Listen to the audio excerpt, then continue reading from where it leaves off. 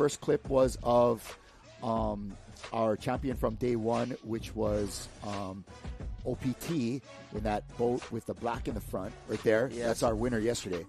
Yeah, and there was a lot of surf. There was a ton of surf, especially early out. We saw the tide was pulling out, and as soon as they got mid-channel, we started seeing a lot of bumps, a lot of great surfing, and good opportunity to kind of increase the lead and create some separation. But again, Air Tahiti coming in second. Right there on screen is OPT. They had an awesome race. Beautiful stuff. Great course. They took a different line compared to our third place finishers, Shell Va'a, right there on screen. So yeah, there was a little bit of conflict in our reporting in that middle part of the race. The TNTV gang was following Shell Va'a, and they were calling Shell Va'a in first place. And as these two crews, these two gangs were we got guys saying we have no audio on this. Okay, great. Okay, we're back on. Anyway, the Shell gang was in one area, and OPT and Hawaiki Nui was in another. And as they began to converge, as they're approaching Raiatea, it was updated. The report was updated that indeed OPT was in the lead, followed closely by Air Tahiti Nui. This is the women from Team Hawaii. Congratulations to them for coming in first place in the women's race. That's Team Hawaii, and in second place was Kalahui Kai, and in third place that was Teva, correct? That's correct. Yeah. And then following in fourth place, we seen the champions, returning champs was Ihilani. It looked like coming in fourth place. So today's going to be an interesting one because as we follow day two, we will get some various reports. The women and the juniors are only racing for day two. So this is their championship day. So that's something to consider. But Team Hawaii women currently leading in first place, followed by another Hawaii team, Kalahui Kai, and then, of course, Team Teva in third place. So great job by our women racing from Hawaii. Again, there was about 4 teams representing Hawaii. And 4 women's teams. Yeah, 4 women's teams. And we have 1 Hawaii team for the men's program. Yep, they had a good race yesterday, able to come in, I believe, 18th in the open men's division. Looking for a great day from them. But as we watch the women finish here, man, like you mentioned, they only race 2 days. Right. Today will be their second day, will be the end of their Hawaiki Nui at the end of today. We're looking for great stuff again from Team Hawaii, seeing if they can pull off the W, bringing home the trophy to the Hawaiian Islands. But also, here's a quick shot of the Team Hawaii men working their way across the channel between the 2 islands on day 1 here. Some nice smooth paddling from the guys. We were able to get some video from our buddy Jimmy Austin getting an update for these guys. And so great to have Hawaii participation, but kind of impressive that there were 4 women's crews entered. It was almost like a quarter of the whole field. Yeah, that's correct. I think it was a quarter or a fifth, something like that. Just quite a bit of participation on the women's side. And, just as we've watched throughout the entire day, we've been getting some updates on both the women's crews and the men's crews from Hawaii. Also, an outside crew from Japan. We'd love to get an update on them to see how they did. That was pretty cool to see them, yeah. And just kind of building up this entire international field is definitely something that's starting to happen over time. But right now it's day 2. Yeah. I'm excited because we're going to see if OPT can hold on to their lead, as well as if Air Tahiti can actually reverse that. And we'll see how Shell does because last year Shell actually won this leg last year. So it's going to be a really good telltale to see if there's going to be any changes in the podium stances or if anybody's going to increase the time difference, because remember, it's all about accumulated time, and that's what the final outcome would be. So it's important to note that the winner is the cumulative times over 3 days. So every day is important. Right. And although you might not win on a particular leg, if you are close, it gives you a better shot for the following days. Now, there was a nice little gap between first and second and third place. It was about a minute and a half, almost 2 minutes. And then second and third were right there. Right. But now fourth place in the open men's division was something like 7+ minutes back. And so you really begin to kind of suss out that these top 3 crews, being OPT, Air Tahiti Nui, and Shell, are kind of right in the mix. It's still very much anybody's game, and a minute and a half, a time less than 2 minutes, is something that you could definitely be able to make up. Is definitely within striking distance over a 3-day race. Yeah, absolutely. And today we're looking at, again, just about 18 miles of competitive racing. And for many people that maybe are not in the VAA community and are just new to races in distance, this is actually a sprint race. This leg is considered more of a sprint for these paddlers, and it's going to be a big challenge. So shed some light on that for us, Mike. Talk real quickly about the 3 different days and the distances. Yeah, so basically what we're looking at is if we have to accumulate time, we're looking at about an average time of 11 to 11 and a half hours of accumulated paddling. Total paddling over 3 days. Right, over 3 days. Yesterday we saw just a little over 3 hours, so we saw a 3-hour 20 finish roughly. And that's kind of like the middle distance race. Right, so... And yeah. today? And today we're looking at just about 2 hours. So today is the shortest distance that they'll race. Yes. Okay. And then tomorrow, the last day, is the big distance. It's probably something in the neighborhood of 36 miles, something like that. Yeah, we're looking at about 4.5 hours of racing. Wow. At least 4.5 for a lot of these paddlers. Wow. I mean, we see this go to about 6 hours or so for some of the paddlers coming in towards the tail end. So that's why you're saying in comparison to today is a short distance, today is a sprint. And the level that these outrigger athletes are at, some of them can like sprint for an hour and a half, 2 hours. They can really lay it down for that long. Right. And it's, so we've been talking a lot about and getting some feedback on some of our crews that are either down in Tahiti or maybe previously that have raced. And what we're seeing is, in general, is there's a lot of strategy involved based on however many paddlers you have on your team. So, for example, let's take Air Tahiti. If you have 12 paddlers, you can rotate your paddlers however you would like throughout the 3 course days. But, there's a lot of strategy. Right. And so just so that people can really understand that, there is you can have up to 12 paddlers on your team, but there's only 6 that race every day. Every leg is iron. Yes. But your full team will be pulling from those 6 from those 12. Yeah, that's correct. And, really looking at yesterday, we saw again, we're looking at 28 miles of paddling, and, you want a little bit of power in there, a little bit of endurance. Maybe not somebody that's more on the sprinting side. You might kind of keep them as a reserve paddler for day 2. Real quick, let's mention right here, there was this is a it's 3 or 4 man. This is called holopunis. These canoes, they're trimaran style sailing canoes originating on the island of Kauai here in Hawaii, and they have a racing series down in Tahiti that is operating kind of in conjunction with this event. They have several different races throughout the year, throughout their season. One of them takes place at the same time as the Hawaiki Nui. Now, congratulations out to a team from Hawaii who actually took first place on yesterday's leg. The first leg, I think that was Ikaika Kincaid. Who else was? Yeah, Carmel Day and was it Chad was in there? Or Chris? Yeah. Okay, so 3 Kailua boys going over there and making a statement and having a great race yesterday. So we wanted to explain what the reason why you're seeing this sailing canoe and give props to our Hawaii boys that represented the Hawaiian Canoe Racing Association really well there on those holopuni canoes. Here's another one coming into the frame. Again, they're built. I'm not sure where they're built, but they're definitely designed and originated in Hanalei, Kauai. And these are fun little boats with a furling sail, really stable. They're kind of built pretty light, and they can move. And they do some really long legs in this racing series. Like they'll race one that it's like through the night they got to race all the way till the next day. So kind of cool. And here's a shot of some of our paddlers getting ready. That was Team Hawaii earlier, the women.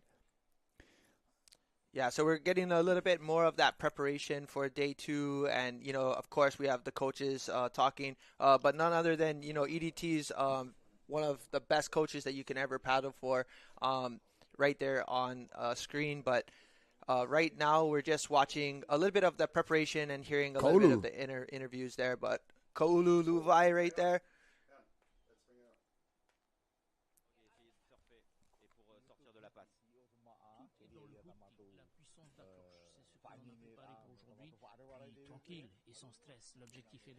Yeah, so just again, we're just getting a little bit more of the recap on a little bit of what of our paddlers were expecting for day one and day two of racing.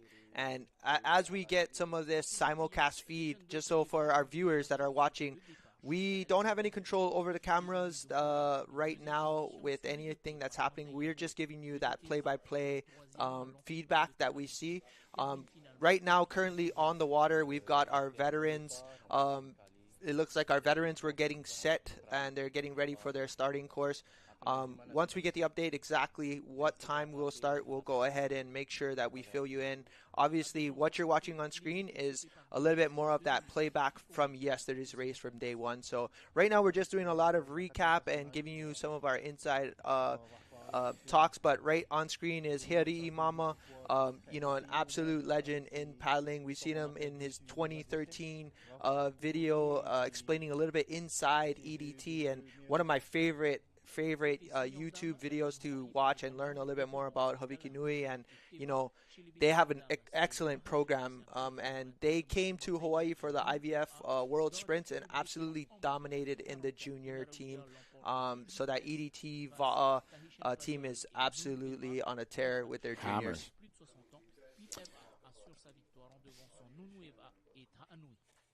All right, apologies again for that little audio issue we had going on earlier this morning. Hopefully, you can all hear us now and are able to follow along with our broadcast. We're going to be having the start of the men's race coming up shortly here. A simulcast shared with us from Tahiti Nui Television down in Tahiti. But first, we're going to have a quick commercial break. Thank our sponsors, but we'll be right back. Of course. It's the number one V6 we go to when we talk about the Matahina. Maybe for him it's heavy, but for us it's very light because in Tahiti we can increase the speed, The canoe is more adapt in a long distance. When you are steering it, like you are able to manage the steer easy, she change her way very easy. I feel very comfortable on the canoe, and I love the glide of that canoe. It was awesome to see the Matahinas do so well. They glide super smoothly. It's like cutting butter. Inside in the lagoon or outside and in the ocean, it's a canoe that weighs easily in every kind of conditions. This is the best canoe right now at this moment. Yeah. For sure, the new Matahina is amazing. Around the world and in every type of water, the Are Tahiti Matahina is at the front of the pack. Get yours at shopoutrigger.com.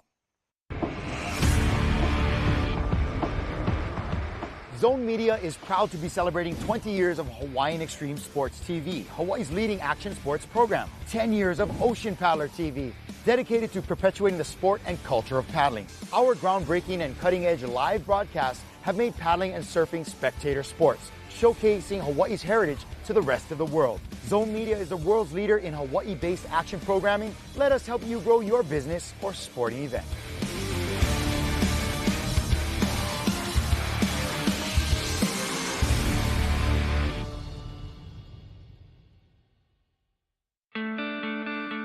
If you love the water, you'll love Outrigger Paddling. The absolute thrill of paddling a canoe, connecting with nature, the community of a canoe club, getting fitter, stronger, and happier. Find out why more and more people are enjoying traditional rudderless canoes. Go to areoutriggerworld.com and we'll help you get started.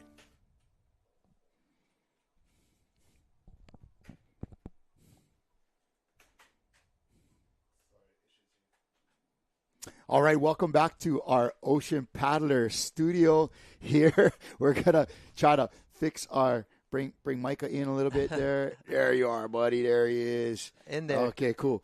All right. So we're it's a low manpower gig over here at the Ocean Paddler Studios on Oahu, but we're so lucky to have the simulcast of the Hawaiki Nui Va'a 2024.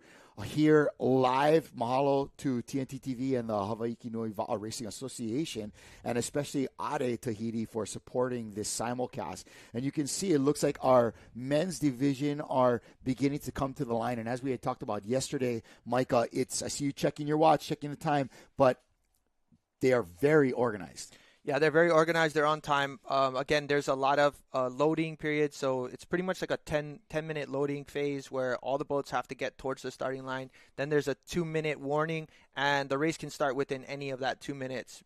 So really, once they get on the line, the goal is to always stage everyone as close as they can. As you can see, they're very much organized and ready to go. But currently, if we get just a blow up on just the start of this upcoming race, it'll be a great opportunity to see what it looks like out there. You can get an idea of how many canoes are racing. As far as we understand, if you're watching on screen on your upper upper left hand side, you see the 40s and 50s division. That's your men's 40s, your men's 50s. We refer to them here in Hawaii as Master Division. But we've got veterans 40s and veterans 50s. These are the gentlemen who laid the foreground for a lot of these young paddlers that are up and coming. And so many of these men racing are, the fathers and uncles of all the juniors and all of the men that are racing right now. So, again, there's a lot of talented teams in the likes of course, none other than the one Peperu, which is Manuteo Owen and his team down there. They're having a strong race and doing really, really well. But there's a lot of opportunity to watch these men really just they go all out, and it's again the same course for these 40s and 50s. There's 6 minutes until we start this course. Yeah, and I noticed after watching yesterday's start, both of them, that it was kind of really neat how there was no real creeping up on the line. Everybody just kind of gets there and does their thing, and they don't get too excited about what's going on. And it was kind of cool to watch that and see how controlled and organized it is here. I guess they've learned over the years that the association has no qualms about handing out penalties for early starting. Yeah, so definitely you still have to abide by all of the rules and regulations put in place, whether it's a starting buoy or a turning buoy or anything near that type of understanding. So as you can see, like you said, people are just going to line up. They're just staged out there. Conditions look pretty favorable. It's a little bit more on low energy right now, but the wind is up. I heard it was a little bit more along look at that flag right there. Yeah, they said it was kind of tracking in about 25 miles per hour on the gust here and there. So, of course, we'll get more updates throughout the day exactly what that weather is like down there, so our viewers know. There is quite a bit of wind coming in and out. As far as it being a problem for these paddlers, we won't really see that until probably after the start and they get outside into the channel ranges here. Okay, so on the top left of your screen, you're going to see it counting down from about 4.5 minutes. And again, on the left, that veterans 40s and 50s basically here in Hawaii would be interpreted to be the Masters 40s and 50s division. The men's 60 plus races the women's course along with the juniors, correct? Yeah, that's correct. Okay. So right now, currently, we have the veteran 60s, the women's race, and the juniors. They have already started. So there is a second course that's happening right now, and the women have started. So we saw earlier Team Hawaii that won yesterday and Kaluikai coming in second. Those women's teams have already started. So unfortunately, we're not able to cover the women's or juniors, but we do have some footage that we will be sharing of the women's race throughout the day, and we're just excited to kind of share that with you. And I do know there's some junior boys that are from Hawaii racing currently, and we'll send some footage of that as well and get you guys some updates throughout the entire day. Okay, we're going to get a quick video that was sent up to us from some of our gang helping down there in Tahiti. This is a right-hand side of your screen. Day 2 women's start. And as you can see right there, the field is probably about 8 to 10 women's crews currently. There is 4 Hawaii teams out there racing. But again, this is day 2. That was the women's start. looks like right there on the inside is a shot of Team Hawaii, and it looks like outside of that it's going to be Kalahui Kai potentially right there. But again, just right now on screen, that was your women's start. So really fortunate to get some video sent to us. Yeah, cool. And you can see the conditions look very favorable. And just a big shout out, thank you, Andrea Moeller, for sending over that video to us. Updates from her and Uncle Mike Spalding, Lauren's dad, just kind of how the crew is doing and some video, and so mahalo to them. Who we got in that crew today? I know we had written it down for the Team Hawaii who came in first yesterday. If anybody out there that's watching knows what the crew list is for the Kalahui Kai gang, they're gonna be we're gonna be looking to see where. We're getting it together, folks, real quick. Women's list. Do we have it? Okay, so today we got Alana Gu Frazier. We got Kristen in there, both of them from the island of Kauai. Monica. Yeah, Monica Escobar. We got Beata. We've got Lauren and Lori Nakamura. So a lot of these ladies have raced before. I know Lauren, Lori, Alana, and Kristen are four of the mainstays of Team Bradley, right? Of course. And then Beata is a really athletic, tall girl, and Monica Escobar is a great paddler too. I'm not sure how they are lined up there, but pretty sure Lori's steering. Yeah, definitely. But for sure, these women are really strong paddlers. Team Hawaii came out firing yesterday. Two crews definitely putting in great work. And we'll get some more updates. But again, the women's race has started, as well as the junior men, which is your 16 under men category, as well as your veteran 60s. But a great video sent to us from Andrea. But right now, currently on screen, guys, we have our departure about to happen. This is going to be your veterans 40s and 50s, and they started. That is your race start. There we go. We're 4 seconds in. So this is going to be day 2. We have officially started day 2 with the men's division, your men's 40s and 50s right there on screen. So as you guys are watching, do remember that they're starting about 10 minutes ahead of the Open, which is going to be your senior Open men that are coming up in about 10 minutes. All right. And as you can see there on the top left there, that's going to say Etap 2 is basically day 2. 27 kilometers is the distance they're covering today. Yeah. That's pretty far. Yeah, it's about 18 miles for the mileage if you're in miles, but it's about 18 miles there. Okay. And, man, it's kind of like a Queen Liliuokalani race. Yep. And very similar conditions, if you will, I would say, to like a Queen's race, where you'll get a little bit of bumps, a little bit of action as we get around Taha.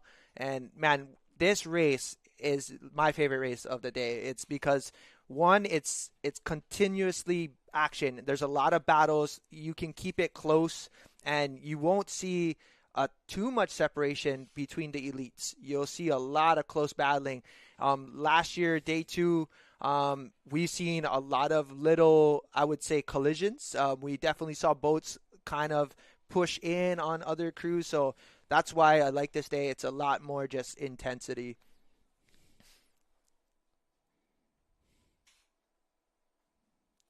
Beautiful stuff. Again, this is the start of the men's 40s and 50s, and we're looking to have just a gorgeous backdrop all day long as they leave. I guess would be like downtown Raiatea right here, right? Yeah.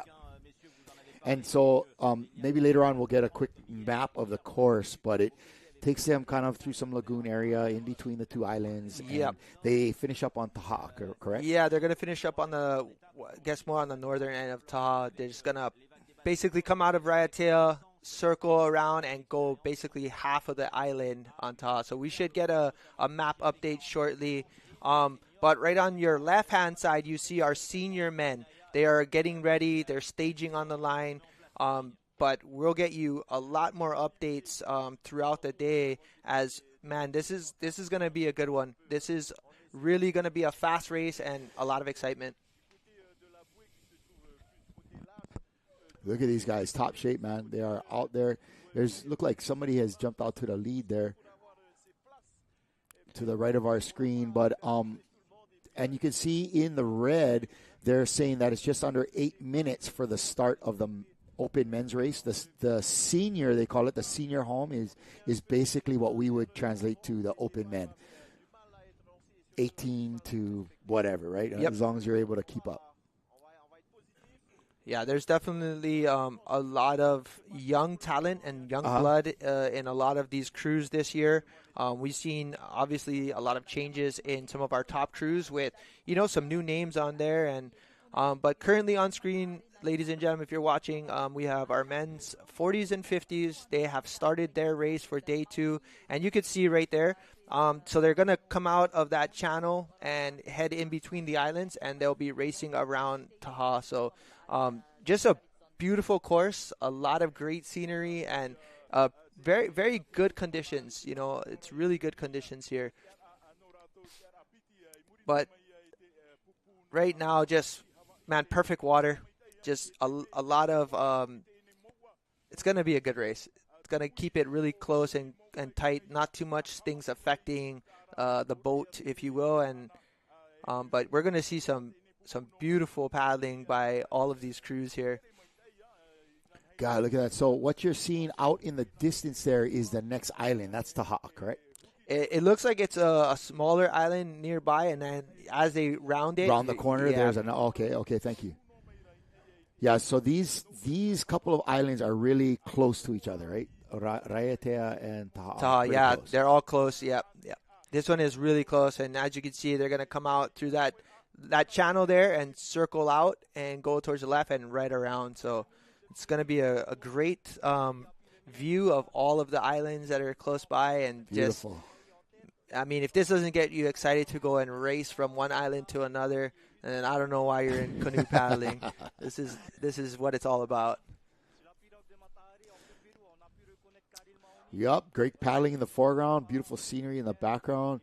Mahalo again to Tahiti Nui Television for sharing their broadcast with us so that we can bring this incredible event, Hawaiki Nui 2024, to the English-speaking world. And mahalo to all of you that are joining us either on our Ocean Paddler Facebook page or perhaps on our YouTube. Don't forget, we also can get you onto the TV in your house through Adventure Zone Sports Network. That's through your Roku, Amazon Fire, or Apple TV. Log on there and look for Adventure Zone Sports Network, and you can find any of our live broadcasts and or any of our stuff that we've recorded over the years, past shows on Ocean Paddler and other interesting extreme sports and ocean sports. So again, that's Adventure Zone Sports Network. Yeah, and I think for just all the viewers, I think compared to day one, you're going to see a little bit more of that intensity that we're talking about. Obviously, all the crews still really close to each other. Again, this is about little over a 2-hour race for most of these paddlers here that you're going to see on screen today for the men's race. But you can really see right now there's a lot of the rate is definitely quicker than it's been the last couple of days. And right there on your left-hand side, we've got about 4 minutes until the start of the open men's race. They are all lined up. Again, we got about 42 canoes lined up and ready to go for day number 2. And I'm excited to see exactly what happens up here on the podium as, again, OPT coming in first place yesterday, followed by Air Tahiti. And then in third place, we had Shell. So your top 3 teams in that category is going to be a tight race to watch. You're definitely going to want to see if there's any changes there, but definitely right on the outside chance. We've got Huahine that came in fourth, had an excellent race, and then following right behind them we had Kina Raurea and Enviropol doing really, really well as well. But it's going to be a great race, a good battle, and we're going to finally get to see exactly who's going to take day 2. So if this is what you tuned in for, get ready, because we're about to have the start of our senior men. They're going to be starting in about 3 minutes. So this is what everybody's kind of tuned in for. We're about to see that battle of the top teams for the senior men.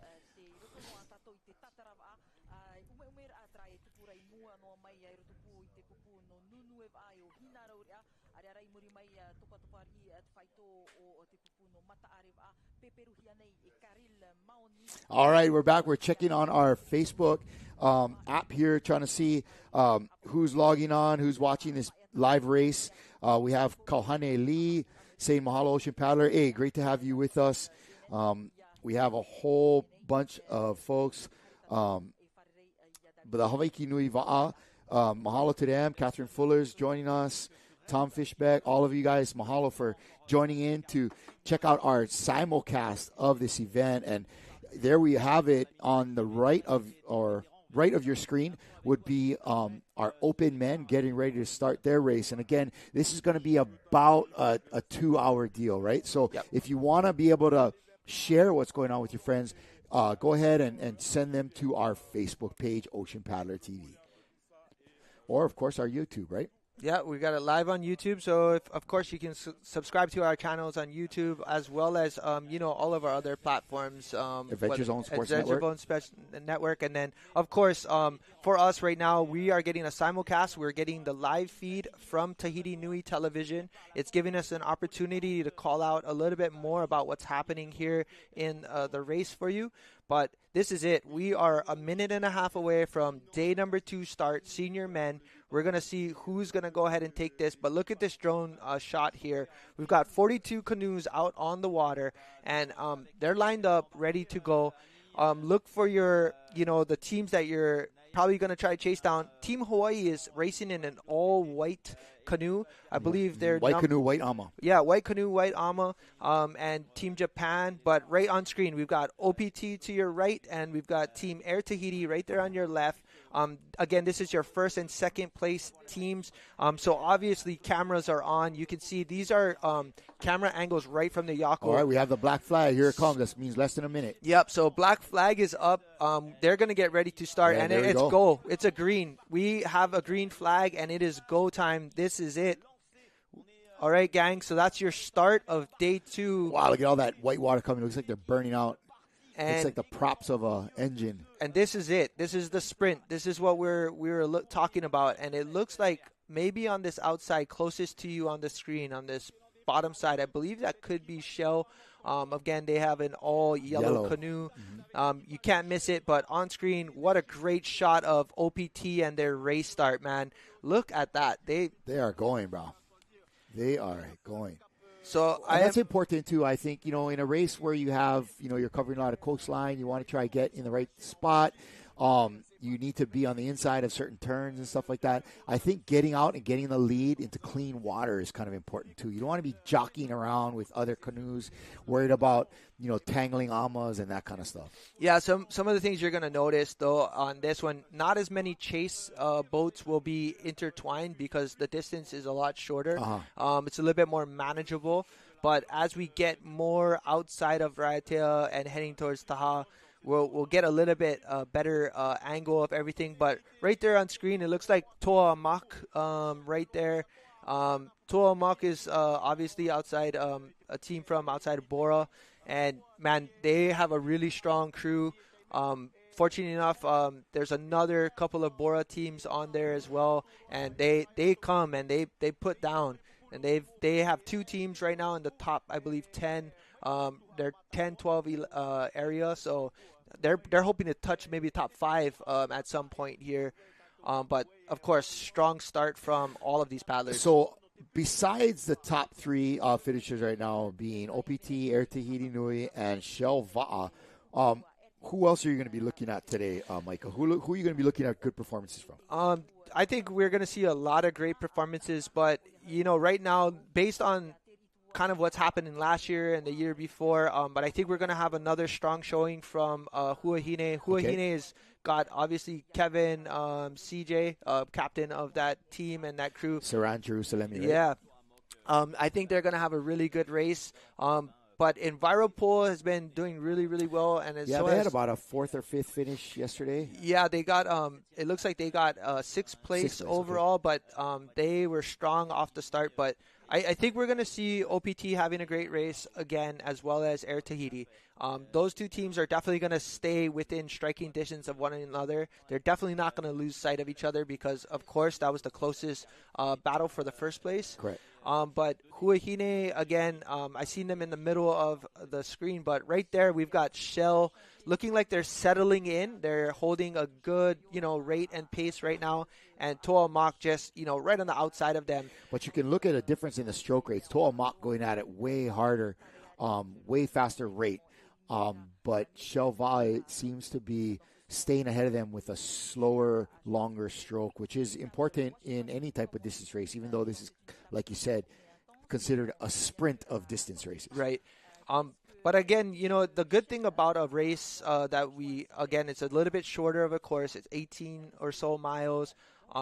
You're going to see a lot of closeness, but I'm really loving the GoPro kind of angles here that we're getting of the teams that are racing. So Air Tahiti on screen, just a very strong and talented group of paddlers here. Of course, their captain, Kyle, big-time V1 champion, and, has been holding the team in really high regards, and they're having a great race. They had a good race last year. But I think for me, that's one of my favorite teams to watch. I think they're going to have a really good showing today.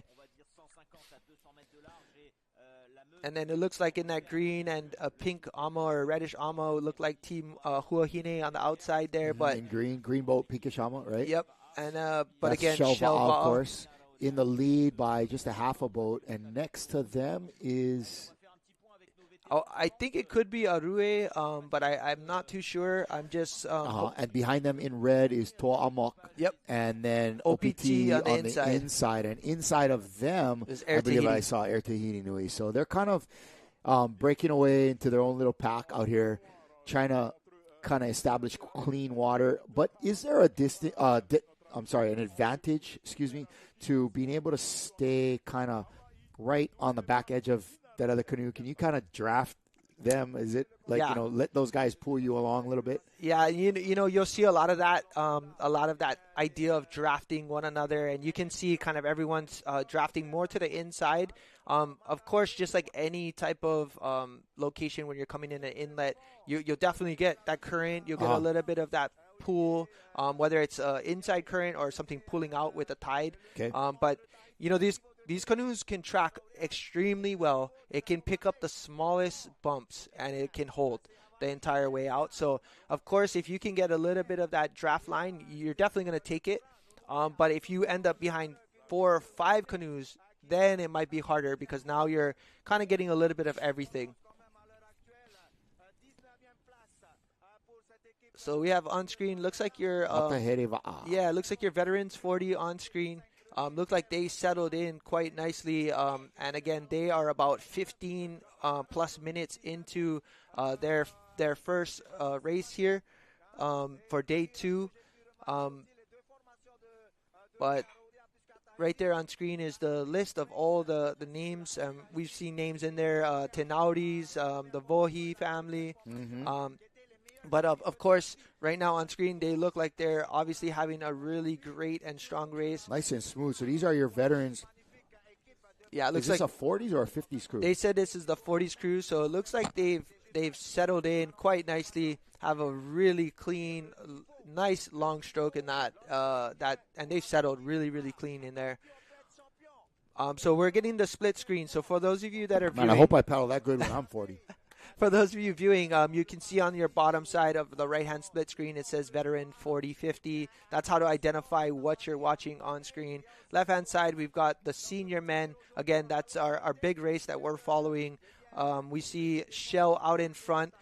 Shell has won this leg last year, so I'm assuming this year is probably not going to be any different for them. That's their goal, is to just come out firing, kind of close the gap from day 2. Yeah, well, after yesterday, they need to respond.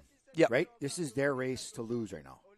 Yeah, and of course on the inside, we've got all those top 5 teams that were in it yesterday. So of course they're all going to keep an eye on each other. Definitely make sure there's not too much separation. Right. And it's going to come down to, I think, if anybody's going to push you a little bit harder than you want to, and see if you break first. But, man, just right on screen, we see Matahere Va'a. This is your veterans team right here.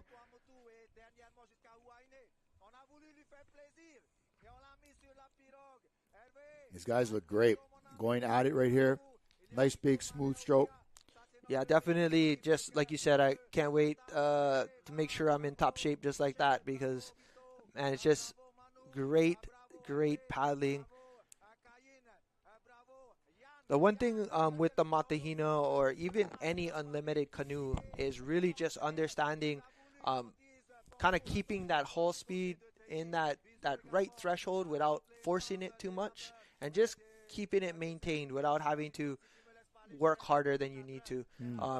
These boats have Kind of finding the sweet spot. right a good sweet spot, but there's even when you pick up the pace, there's another sweet spot that it could hit, and sometimes you want to maintain that for a little bit longer period of time until you can settle back into a more comfortable lower rate without less stress on the body. Again, we call it a sprint because for a lot of these paddlers, 18 miles in an unlimited, you definitely go faster than something that we paddle here in Hawaii, like a Bradley. And as you had mentioned yesterday, they have they can use all carbon blades. Yeah, all carbon paddles. Yeah, they can use all carbon paddles. Some of the limitations that they have in the VA Federation in Tahiti is different than Hawaii. Okay. A lot of organizations have their own specs, if you will, or regulations that they have to follow. But as you can see on screen, all boats have to fall within a certain measurement and within a certain weight limit. So mostly right now we follow a weight package of 300 pounds or so for these canoes that you're seeing mostly on screen. But right now we see, again, your top teams, Shell leading the pack. Inside of Shell on your left is going to be Air Tahiti. Outside on your right, closest to your screen, is Team OPT. That's your 1, 2, 3 finishers there. So, of course, they're going to keep this battle close. They're not going to let anyone run away from each other. And remember, we're going on time. So even if there's a separation of 5 or 10 seconds, it'll matter for just the overall for day 1 and 2. But, man, day 3 is a whole nother beast. What a great drone shot here with the island of Raiatea in the background. It looks like they're departing Raiatea and heading across the channel to Taha'a. Well, this isn't kind of a real... I mean, it's deep here, but it's not a very sizable channel or space between the two islands, right? Yeah, and you're not seeing anything like affecting it. As you will see on day number 3 when you come towards Bora Bora, you see a lot more surf on the reef line. You're going to see a little bit more turbulence and action. But right now, this is beautiful. This is considered flat water for anybody that's paddling out in Tahiti. Of course, there is a little bit of texture. You can see there's some little bit of push. It looks like maybe the tide is kind of pushing in just a little, but as they get closer to the other islands, we're going to see if it's going to affect them. But what an unreal drone shot. Yeah. And look at that line of those paddlers. First 5 canoes, six maybe even, are really tight to each other. Only a couple of boat lengths left in there, and you can see that, I guess, maybe a groundswell or something. Yeah, it looks coming in from their non-AMA side, from their right side. Yep, you can see that little push of water and the lines coming across.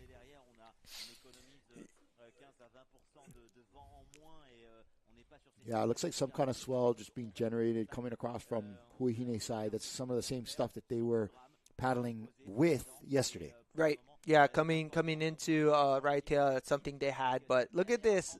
And you can see it. They're just attacking their stroke right here, Air Tahiti, and then they kind of go back into this nice, deep, powerful kind of pushing style here. But it's something to take note. You're going to see a lot of that throughout this course. You're going to see a lot of rate changes where they'll pick it up. So they, obviously you don't want to fall too far back from the leaders, and then you want to close the gap up every so often whenever you get a chance. So is that the kind of thing where, we might recognize down here in Hawaii about, hey, you know what, let's turn it up for a couple changes and then kind of settle back in? Yeah. Kind of makes guys stretch out, kind of freshens up the crew a little bit sometimes. Yeah, and just like that, so on screen, just so our viewers know, if you see that little ticker on the bottom right, it says classmates. That was last year's 2023. Day 1, Air Tahiti got 3rd place. Day 2, they got 5th. And day 3, they got 2nd, which actually gave them overall 2nd place. So, again, that's how you can follow on screen. But going back to what you said earlier, Kalai, definitely there is a moment of 2 changes of maybe just being a little bit more on the rate change, bringing up the stroke count, and applying probably a little bit more pressure on each stroke. But here's your course, ladies and gentlemen. Right hand side, they will be exiting out Raiatea here, going in between a little small island plateau, and then as you can see, there's Taha is right now. You can see the entire island of Taha, but that's why there's those small little islands that they got to navigate through before they circle around Taha. And on this back end of Taha, on this lower angle here on the bottom, that's where we might see more of that possible wind factor, if there is any. That's something that we've seen last year. And pushing them out? It actually kind of pushes more, if anything, it'll push you in on certain parts, and it'll be windy. But interesting. You know what? That backdrop ain't nothing like you ever gonna see. It's incredible. Well, it's kind of neat. They're mostly, if you look at the barrier reef coverage there, they're mostly staying what we would say like in the lagoons. You know. Yeah. So.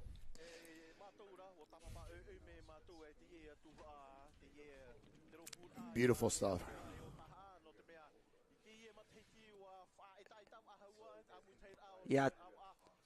Yeah, so just right now, like on screen again, ladies and gentlemen, we are officially just heading outside of Raiatea. These paddlers are going to make their way inside towards Taha. And, right now we're seeing just really great paddling, not too much separation.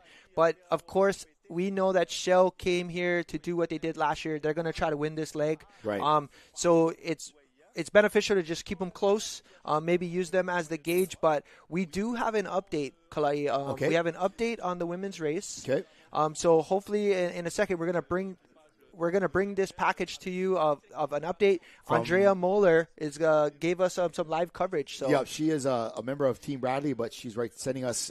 She wasn't there this year to paddle because of some personal reasons, but she said she was there to support her ladies and bring us some live updates. So here you go, mahalo, Andrea. Little update here. In between the 2 red boats. KOK pushed into 3rd now. And the other red boat, which we believe is Steva, who got 2nd yesterday, is now fighting for 4th. We have a Tahitian cruise and a couple boat lengths in Hawaii.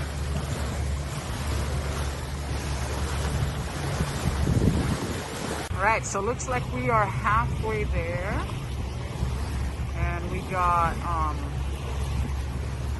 Team Hawaii.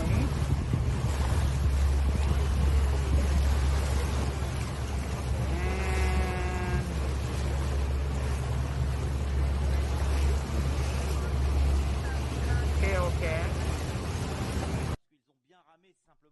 All right, that was a really quick update there from Andrea Moeller. It looked like Team Hawaii women right now are in the lead with Tahitian crew in 2nd place and Kalahui Kai battling it out for 3rd, 4th place with another Tahitian team. Now, remember that Kalahui Kai came in 2nd yesterday, so if they're able to hold their own today, there's a chance, even though if they come in 3rd, they may have an opportunity to still come in 2nd place based upon cumulative or overall time. Yeah, so just like anything, each day has its own champion, so you still get a podium for 2nd or 3rd, but it just gives you a chance to win the overall time. But again, the women, it's day 2. It's their championship day. They do not have a day 3. So this is all or nothing for those Wahine. But thanks for the update, Andrea. Yeah, and for those of you that were following the women's race and are tuning in for Hawaii women are currently leading the pack. Looks like they're in 1st and 2nd yet again. And they're definitely putting on a great performance there. And those 2 Tahitian crews, we're going to guess that's Teva and Ihilani, right. Which is no surprise, right? They've done great in every race all the way up to World Sprints and who's been representing them in the V1 races, all that stuff. And so those 4 crews is no surprise to anybody. Yeah. And then so here we go. We're tuned back into our senior open men Shell definitely putting on a little bit more of a dominance early on. And here they go. Look at them picking it up. They're trying to maybe pick up some of these little bumps coming around that corner. Yep. Just nice. Beautiful. And look at in. how they do that so easily. They just settle right back to a nice clean base.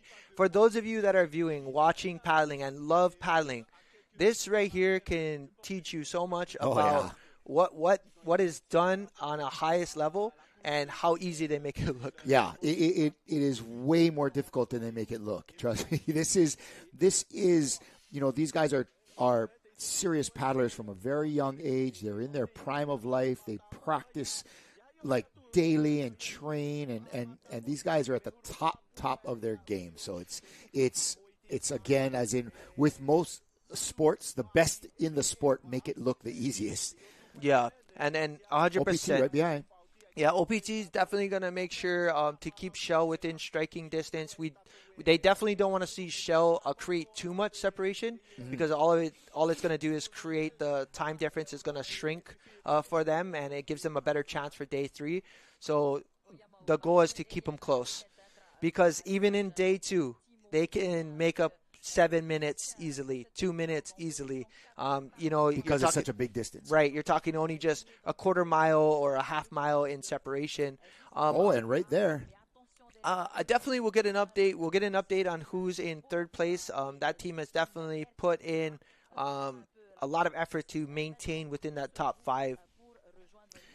But Shell probably, 2 or 3 boat lengths ahead of OPT. And you can see, folks, look at the amount of boats on the water there. This kind of checking it out and staging and cheering on the racers as they come around this point here. But, man, what a cool sight. You're making paddling a spectator sport. And I'm sure some of them are also watching live on their cell phones what's going on today, whether in English with us or French with TNTV.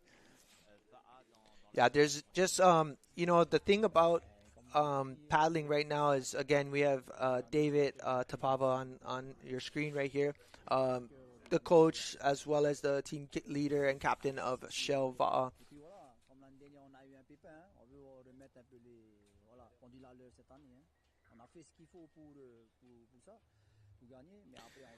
Man, just being able to keep that pace is incredible. You can see all of these, all the power boats taking off, trying to place themselves and stay near the leaders of the pack here. Yeah, and then you can see there's, again, kind of a little bit of a course direction. You can see there's some separation. Some are taking that more inside, and they're going to try to get closer to the island as they're going to start getting around Taha. So they're trying to kind of get a different line from somebody else. But we're seeing a little bit of separation. Maybe take advantage of an outside run. If not, I think closest to the island is usually the way to go. That's usually what most paddlers will do. But, of course, we're going to see a little bit of that separation now because we're 20 minutes in. We're probably no more than 4 miles in. So the advantage would be you kind of stay high into the wind initially and then try to surf down. But you're saying that, common knowledge is that usually just kind of a straighter point tucking up close to Taha'a is better in the long run. Yeah, I think that would be a better choice for a lot of these paddlers. Following it last year, I think we did see, a little bit of separation, probably within a good 200 yards of one another. But most people try to take the quickest line. Okay.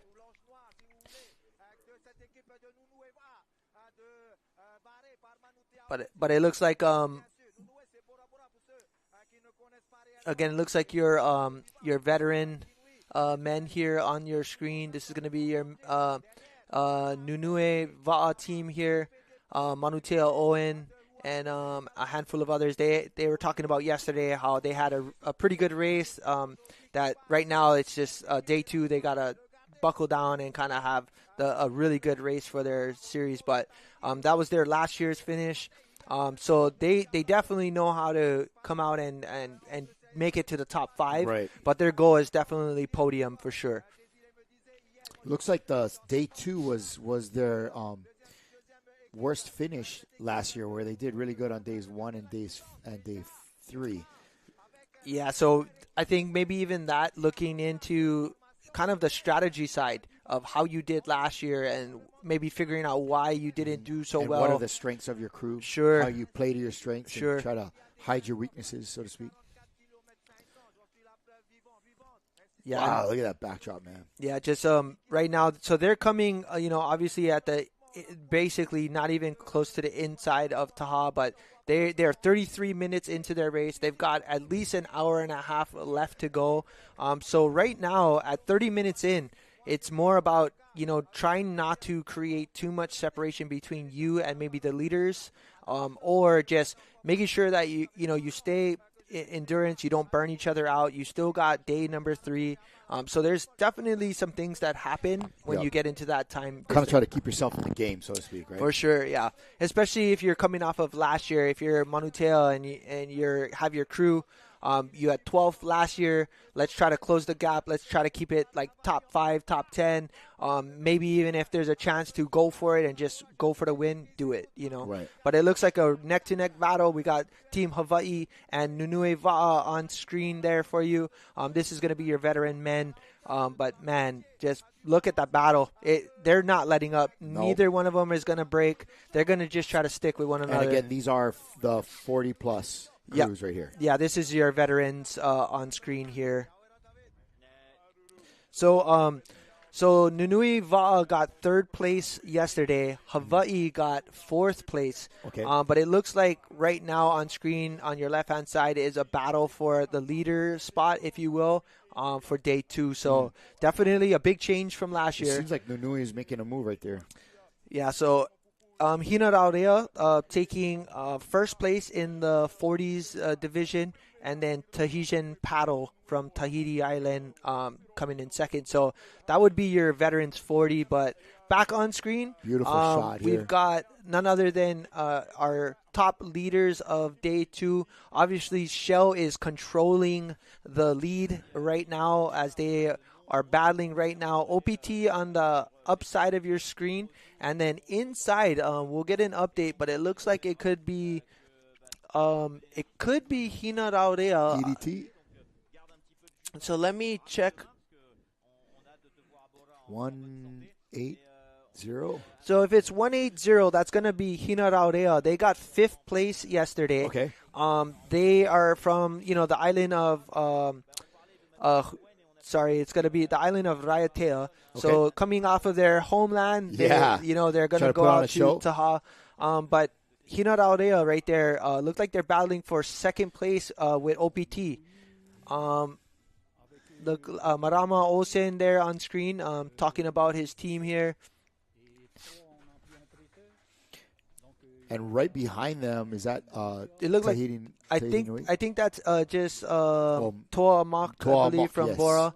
But just Air Tahiti is probably just inside of them. I wonder if there's been a difference in the, and you can see out there in the distance out front is Shell Va'a. Yeah, and we've seen Shell do this many of times where they just create a commanding lead early and they just never let up. We saw it yesterday. We thought they were in the lead based on the different lines that they took. Obviously, when we converged coming into Raiatea, we saw that we were following one pack, but there was an inside line that was running a lot better, giving them that little edge. But man, talk about being efficient. Look at that.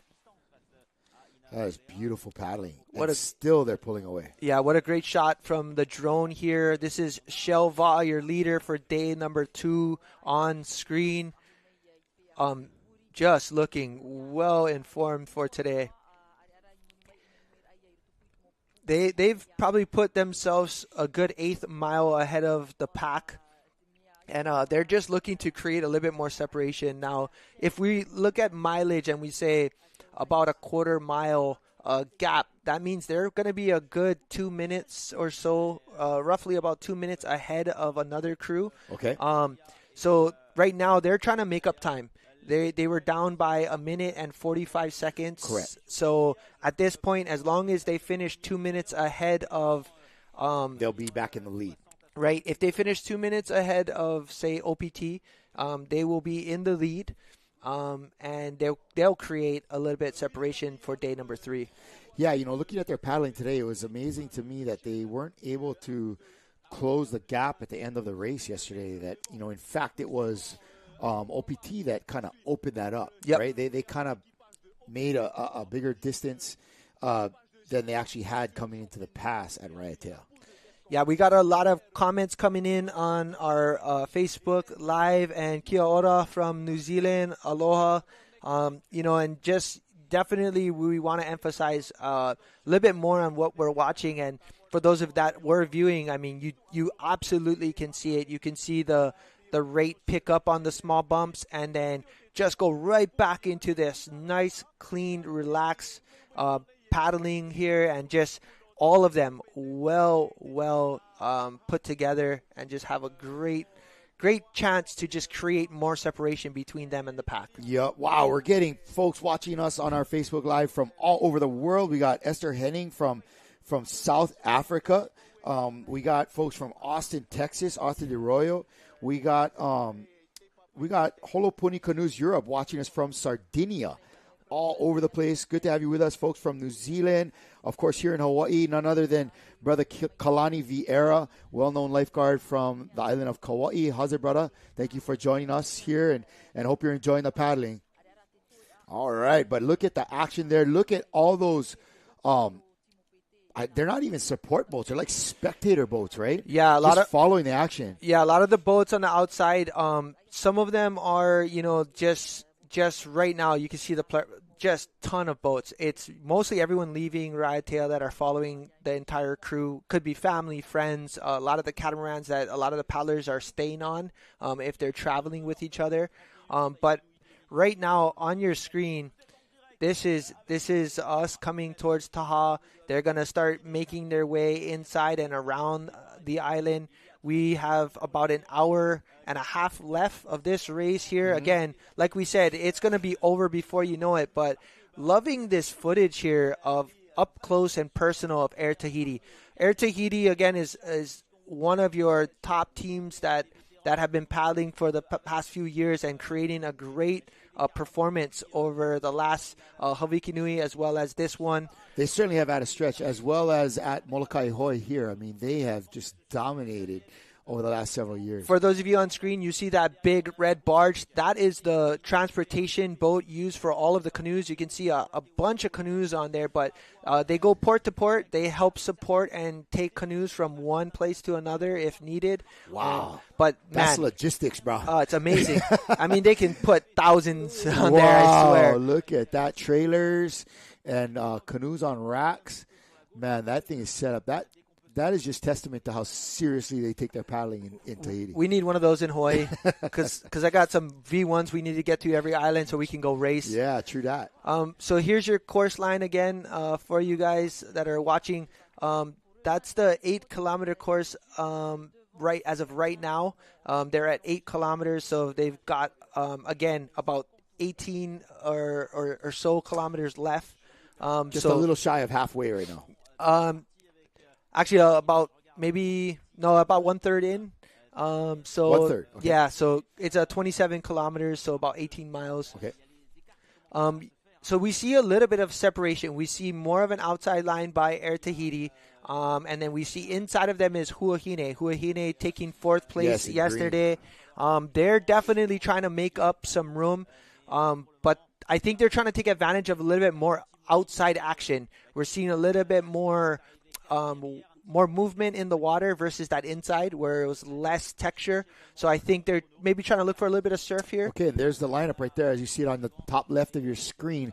We got Shelva in first, OPT in second, Hina Raurea in third, Popora Te Hoi Manu in fourth, and Huahine in fifth. Yeah, so again, we've seen this exchange. So Popora Te Hoi Mamu, again, that's going to be Mark Manate and family. And, just they've been having a great performance. They got 7th place yesterday. So, of course, they're trying to knock into that top 3. They also want to, put a little pressure on anybody else that, we're here. And for they're sure. putting on a great performance right now. And Man, I'm excited for them because coming from Bora, I paddled a handful of times with the teams down there, and I absolutely love being there. They're great people with just absolutely giving, and they're small. They're actually really small, Really, So I mean, the general stature of their team is kind of on the lighter side. Yeah, you don't get a big selection like you do on Tahiti. I see. And, it's just like, for me, being a backyard kid or, just from, we call it just the roots, right, Wamanalo. And, we don't really get the pick of the litter, if you will. But guess what? We're coming. And right now they're putting on the effort to go and say, hey, you know what, we can battle. We're coming, right? Look at them. Very smooth paddling here from our leader, Shelva. They are, looks like they are continuing to open up their lead on the canoes behind them.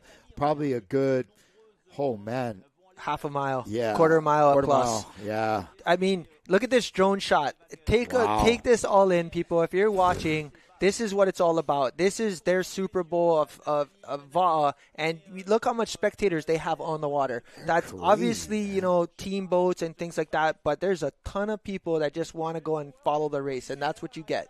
It's just incredible to see. Watch day 3. It's going to quadruple, and it's going to be unreal.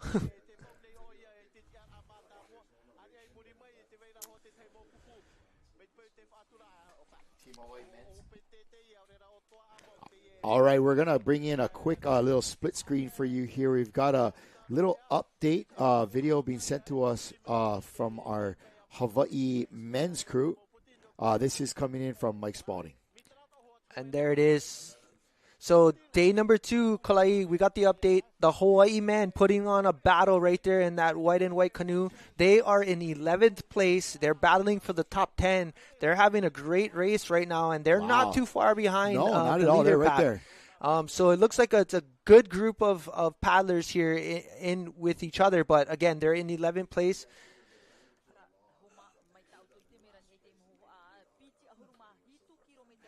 We just got some reporting that yesterday they had some difficulties on the start with running into a log or some type of debris in the water. They landed up really getting into the race. By the time they did get into the race, were kind of in last place. And so they fought their way back to, I think it's 18th place. Out of 42. 18th place? Hey. 18th place finish yesterday. So actually, we were kind of surprised that they were as far back as they were, but at least there's now a logical explanation to that, and we're seeing them kind of be where they should, up battling to try to get into the top 10. And you look at Air Tahiti Nui catching some surf out there. Yeah, so Air Tahiti taking advantage of that outside line.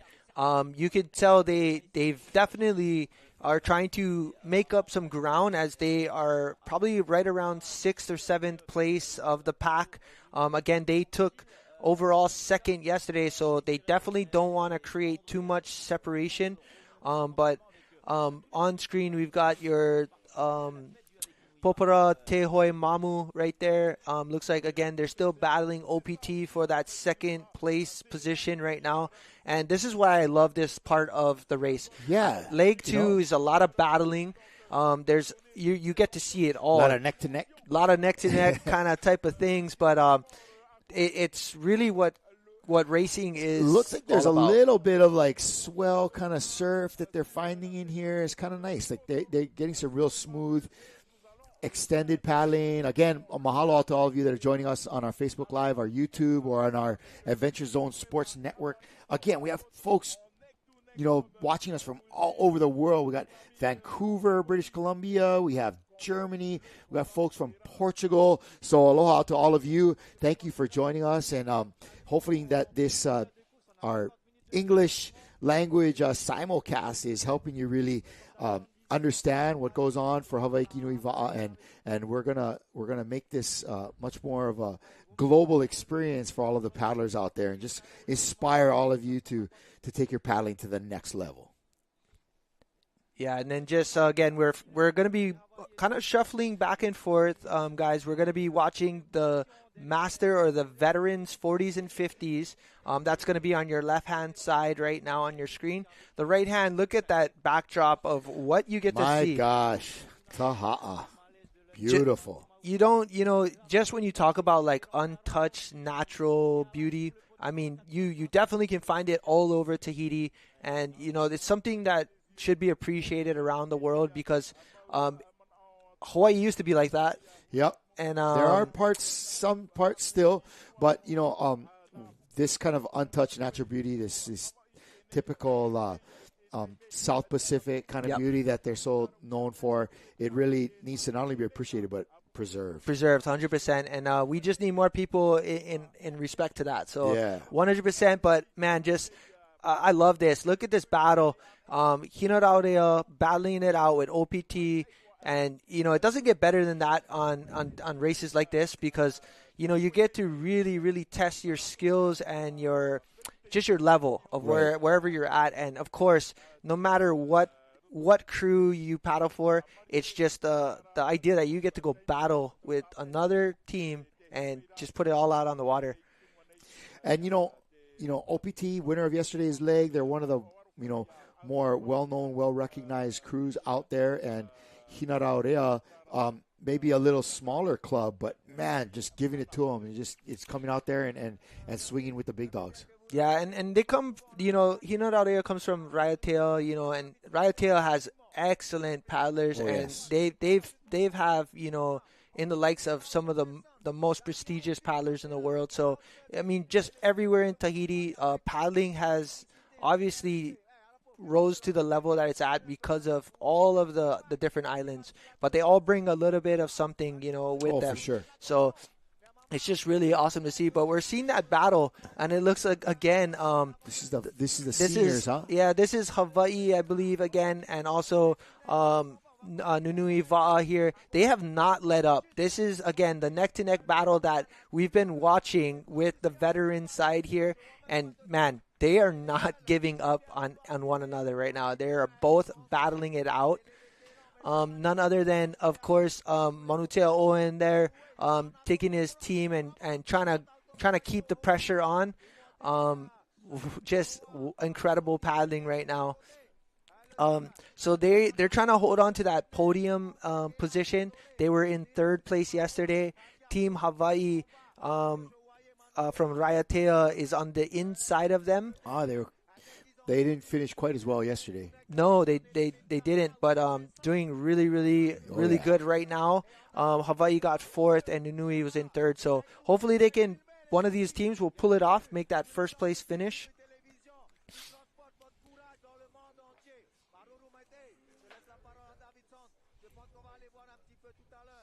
All right, we're going to take you to a little split screen here in a moment, showing some of our Team Hawaii crew right there in 11th place overall, we believe. That's them in the near ground, I think so, right there in a white va'a with a white ama, just on the other side of this. Yeah, it looks like it might be an Enviropool right there on the inside, and it looks just you're right. Outside Blue. Of them is going to be that Correct. white and white crew. Obviously, if you guys are watching, you've seen that whole big pack of boats following the race.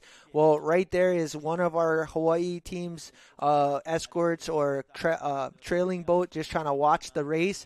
But you can see it's a big pack of paddlers right there. We've got about 6 canoes trying to battle for that 10th, 11th spot, if you will. So that's what you're seeing on that split screen. So that was them out there in the outside, right? The third canoe on the outside.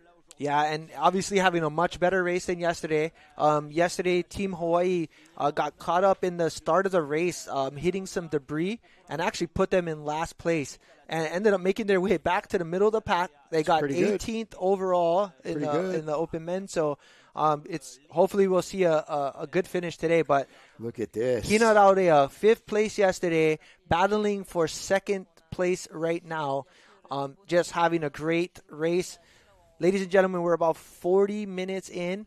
We've got probably close to just over an hour left of racing. So this is turning out to be, look at, man, they are flying. Wow, look at it. Just look at the surf. Every little bump right here. Check it out. Beautiful. Resting, loading up, getting ready.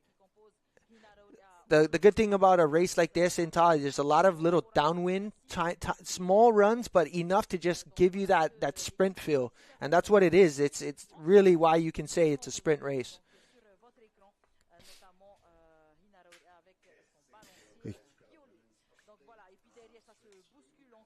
Okay, we got another update coming here from a Hawaii crew. This is going to be the women, day 2, sent to us by Andrea Muller. And I think that is Team Hawaii there in first place, still holding on to first place with a little bit of a gap on the rest of the field, as you can see there.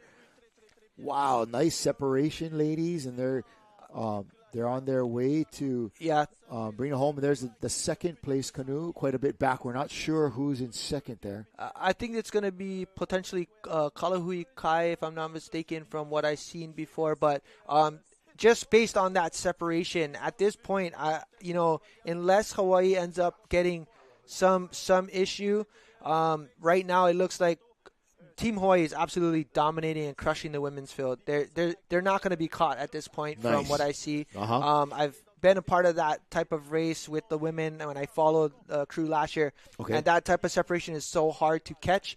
Hawaii can just hold on and keep the pace going.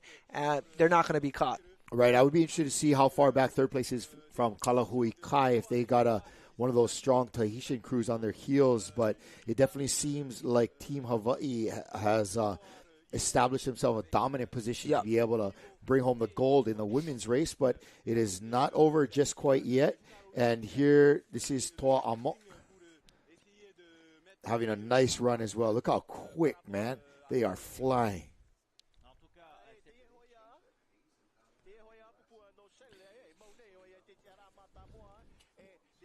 And it would seem at this point, just by what we're looking at, that the Shelva'a is still quite a bit ahead of those canoes. But that was OPT. Looking like they're kind of trying to pull ahead with a little bit of surfing there in the smaller stuff. But beautiful work. Yeah, definitely. What we're seeing on screen, obviously, we see a little bit more of this down run. You can see the swell is pushed up behind them. There is actually quite a bit of runners that you can take advantage of. Way up ahead, you can see that right now there's been quite a big separation. But Mark Manate, on your screen there for Poporoi Tehoi Mamu on the island of Bora, just an incredible gentleman. Got a cool store down in Bora Bora that you can go check out. I mean, in Hawaii, it's kind of like more like a Home Depot kind of looking thing with a grocery center. I mean, such a cool spot to go check out. And man, Bora is a special place. I love Bora Bora. So I've not been there, but I've heard only amazing things about it. And his crew having a great run today. They're having a great race. They finished 7th yesterday. Looking like they could potentially hit the top 3 today in podium. So I know they're just going to put on the pressure and try to, secure some podium finishes. So in 7th place, they were how many minutes back from the win yesterday?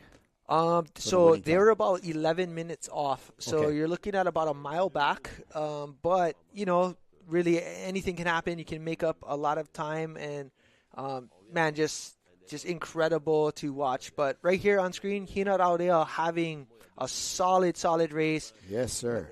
Catching a lot of good what we would say downwind runs. Yeah, where straight down. It's just swell right behind you. There's constant movement of the water, and man, just incredible.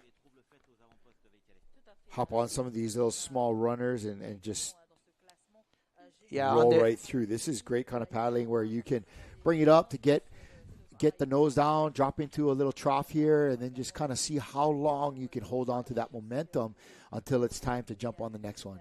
And so Hina Raurea, this is they classmate in 2023 they finished in 6th place overall, 2nd in this leg. So probably a great sprinting team. We're going to be right back with more of our live simulcast coverage of the Hawaiki Nui 2024 right after this break.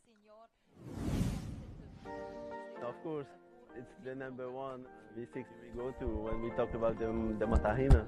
Maybe for Hiwi it's heavy, but for us it's very light because in Tahiti we can increase the speed, The canoe is more adapt in long distance. When you are steering, it's like you are able to manage the steer easy. She change her way very easy. I feel very comfortable on the canoe, and I love the glide of that canoe. It was awesome to see the Matahinas do so well. They glide super smoothly. It's like cutting butter. Inside in the lagoon or outside and in the ocean, it's a canoe that can catch waves easily in every kind of conditions. This is the best canoe right now at this moment. Yeah. For sure, the new Matahina is amazing. Around the world and in every type of water, the Are Tahiti Matahina is at the front of the pack. Get yours at shopoutrigger.com. Zone Media is proud to be celebrating 20 years of Hawaiian Extreme Sports TV, Hawaii's leading action sports program. 10 years of Ocean Paddler TV, dedicated to perpetuating the sport and culture of paddling. Our groundbreaking and cutting-edge live broadcasts have made paddling and surfing spectator sports, showcasing Hawaii's heritage to the rest of the world. Zone Media is the world's leader in Hawaii-based action programming. Let us help you grow your business or sporting event.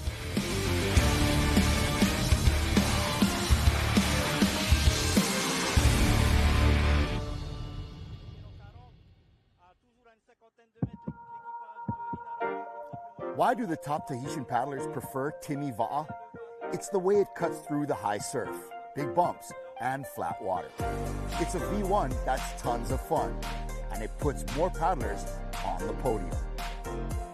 Timi Va'a, fast by design since 1968. Get yours at shopoutrigger.com.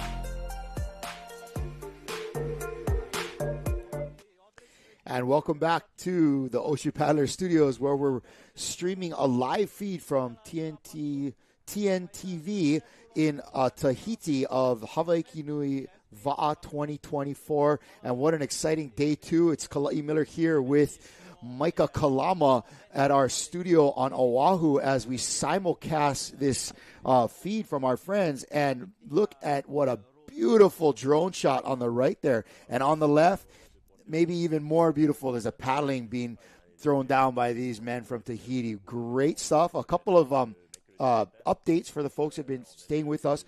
We have two crews from Hawaii in the women's race that are running first and second, Team Hawaii and Kalahuikai. We also just found out that our men's team from Hawaii in the open men's race is creeping up. They went from 12th, 11th, now they're in 10th place, and so they're doing well there. But we continue to follow our leading pack. And Micah, who's out front, and what is what's the kind of the water they're using out there right now? Yeah, so right now we have like more of a downwind type of swell running behind the canoe. So we're seeing a lot of little surf bumps that are moving in, but of course none other than Shell just creating absolute dominance in day number 2. Slightly behind them and not too far, maybe a quarter-mile separation, but we're seeing Hina Raurea, OPT battle it out for that second spot. And then we have Tehoi Popora, Tehoi Mamu coming in as well, just right in that top cruise as well. So we're just seeing a lot of good battles. And day 2 is what we thought it would be. A lot closer, a little bit more intensity, and we're still seeing a very good opportunity for these crews to make up time. So for some of these top-tier outrigger athletes, we're looking at a time of around 2 hours in the men's race, and that is what we would consider like a distance race, but a sprint distance race. Right? Yeah, we're looking at 18 miles for people that do all of their distance in miles, or 27 kilometers as you see up on your left hand screen. It's about a 2-hour race, but because of the type of water and the conditions, it allows for a little bit more of that intensity and a more aggressive paddling. So definitely a more sprint day, less requirements as far as maybe conditions. So it just it's more forgiving today than it will be tomorrow. So, just a bit ago, we were seeing our paddlers in the lead canoes kind of catching some bumps, doing some surfing. That's great for them to be able to kind of relax a little bit, catch their breath, stretch out when they're on these swells. And are we still seeing that kind of water right now, Micah? This is some of our top crews right here.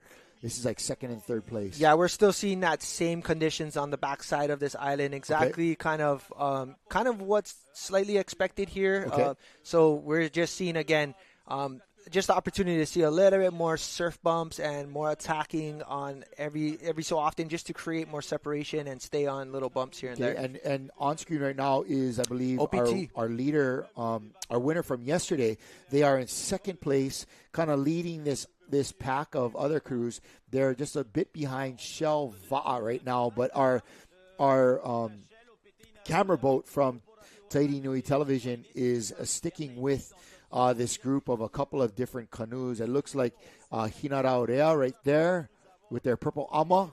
Yeah, they had a great race last year. They're no stranger to the podium for day number 2 because they got second last year. So they know if you can manage to stay within a team like this, just gives you an opportunity to say, you know what, we can podium too. So just understanding a little bit more on day 2. The conditions are absolutely ideal. It's considered more of a faster sprinting fun type of direction for them. Okay. But you definitely have to take advantage of every bump that you get. And you don't want to be the person that doesn't get on it because obviously it's continuously running. So if you miss one, definitely gear up for the next one. But if you can catch every single bump. And it's what they talk about, consistency. You know, it's not necessarily how hard you're paddling the whole time, but how consistently you're catching all those little bumps and doing what you can. Consistency over distance. Yeah, and as you can see right here, we're about halfway into the race. We see that Shell is at 13.7 kilometers again. So this is your halfway mark. They're at 54 minutes. So they're probably just slightly longer than they probably might not get the record for the day 2, if you will. But they have already created a lot of separation between them and what's beautiful, and you're seeing it here with this drone shot, is just how relaxed their paddling looks. There isn't a lot of larger bump to be had out there for them, so they're kind of getting a nice long big stroke, opening it up, nice big reach, and then trying to capitalize when they do feel a small wave coming under their canoe. Their captain, of course, and steersman calling it out, and they're just able to kind of feel their way down this coastline. And it seems, Micah, like it's kind of that same little downwind run that we were seeing the other crews in, right? Although Shelva, like we talked about, is just ahead. Right, yeah, same type of run that we're seeing. But we could see all of that separation between them and second place. Obviously, they took a little bit more of that inside course and you can see stuck to it. So, but we do have an update. So, of course, we want to try to highlight some of our international teams. Right now, currently, just Hawaii and Japan in there for the men's division. But we do have an update. So we're going to bring you a little update footage of Team Hawaii. Oh, there they go. So you can see them right there in the middle, surfing in that white canoe, just passing by this boat on the inside of them. So right now they went from 11th to 10th place, and they look like they're having a great race today. This looks like a fun run right here.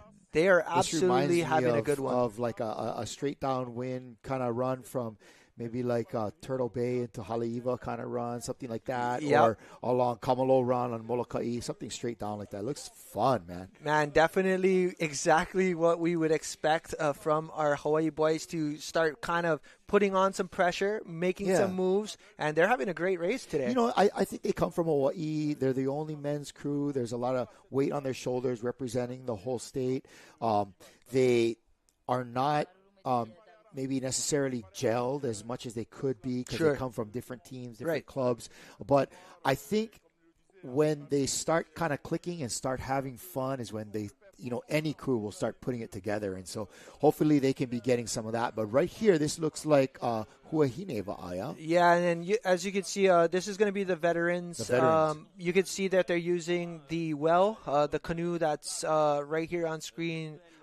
It looks like, just so cool. It's got looks like cool a plank graphics, bottom, and then, but we call it the well. Another canoe that's used widely in Huahine, and Kevin them are paddling another boat as well, the well right now on screen. So just there is different boats as well in Tahiti that people do use. But we are currently watching the veterans 40s and 50s. Nice. They're 1 hour and 7 minutes into their race. They've got about an hour left to go, and we'll start seeing them cross. But it looked like Nunui Va'a was leading that group. That's with Manutea O in them, and they were in third yesterday, but today they're leading. So we're gonna see how they fare at the end of day 2. You know, Manutea Owen is a very, shall we say, active, spry, confident, steersman. He's got a lot of game in him.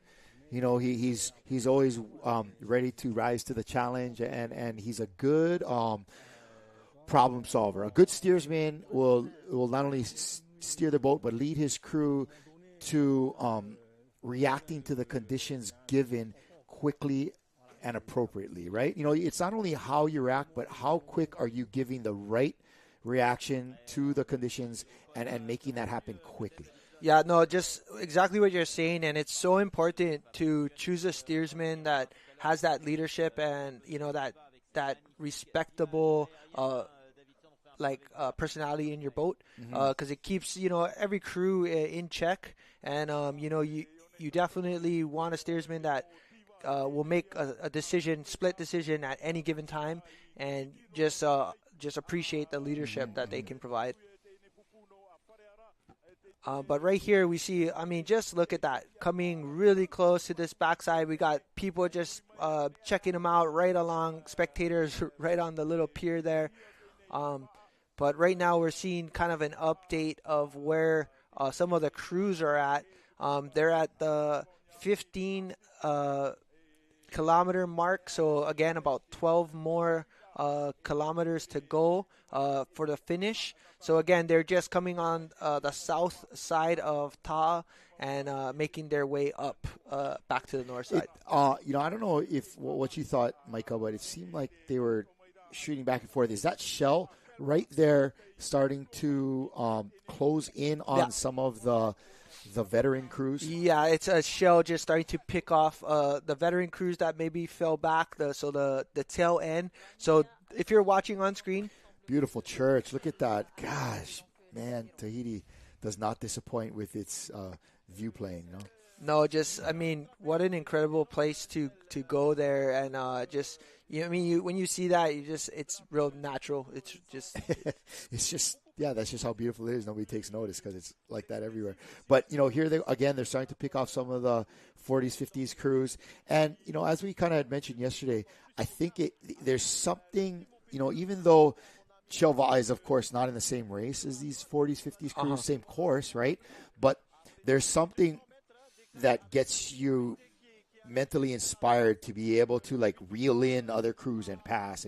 It kind of it's like a subconscious kind of motivation. Yeah, absolutely. I mean, you know, anytime you get next to another canoe, and that's the thing about maybe being in the leader's side, as if you don't have anyone to chase, you are wherever you are, so right. You can only stay within that type of paddling ideal. Right. But it's always good. You see a boat, you can try to pick them off and maybe create a little bit more momentum and more motivation to keep passing. For boats. sure, you know, and it's a mental game though. It's like, okay, you know, it's like when you're in the gym, 5 more reps. Okay, you count it down. You're getting there. You're keeping yourself inspired. Okay, you know, okay, this canoe got them. Okay, look at the next one. Boom, reel them in, and it just kind of maybe helps to break up the monotony, so to speak, into smaller pieces where you're continuing to get these small successes and keep your mental motivation sharp. Yeah, and especially because it's day 2, right? Day 2, and you know for a fact, you're like, okay. Day 2, these paddlers have raced this race multiple times. They know the location. They know kind of what they need to do and where they need to be at a certain time. So, of course, they're like, okay, we're more than halfway. Now it's just back end, put it down, and, you know, like you said, just reel in boats, pick them off, work hard. You know, it's great.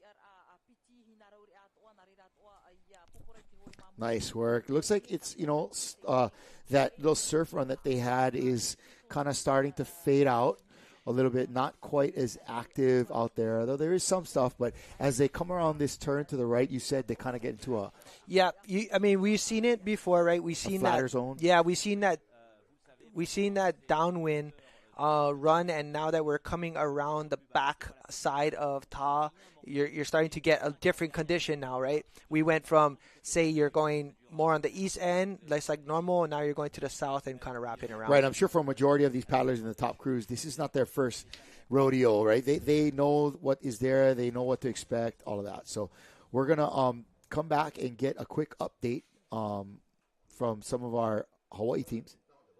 Oh, from the women, okay. There you go. We have Team Hawaii. We are almost 14 miles into the 16.5 mile race. Pretty good lead.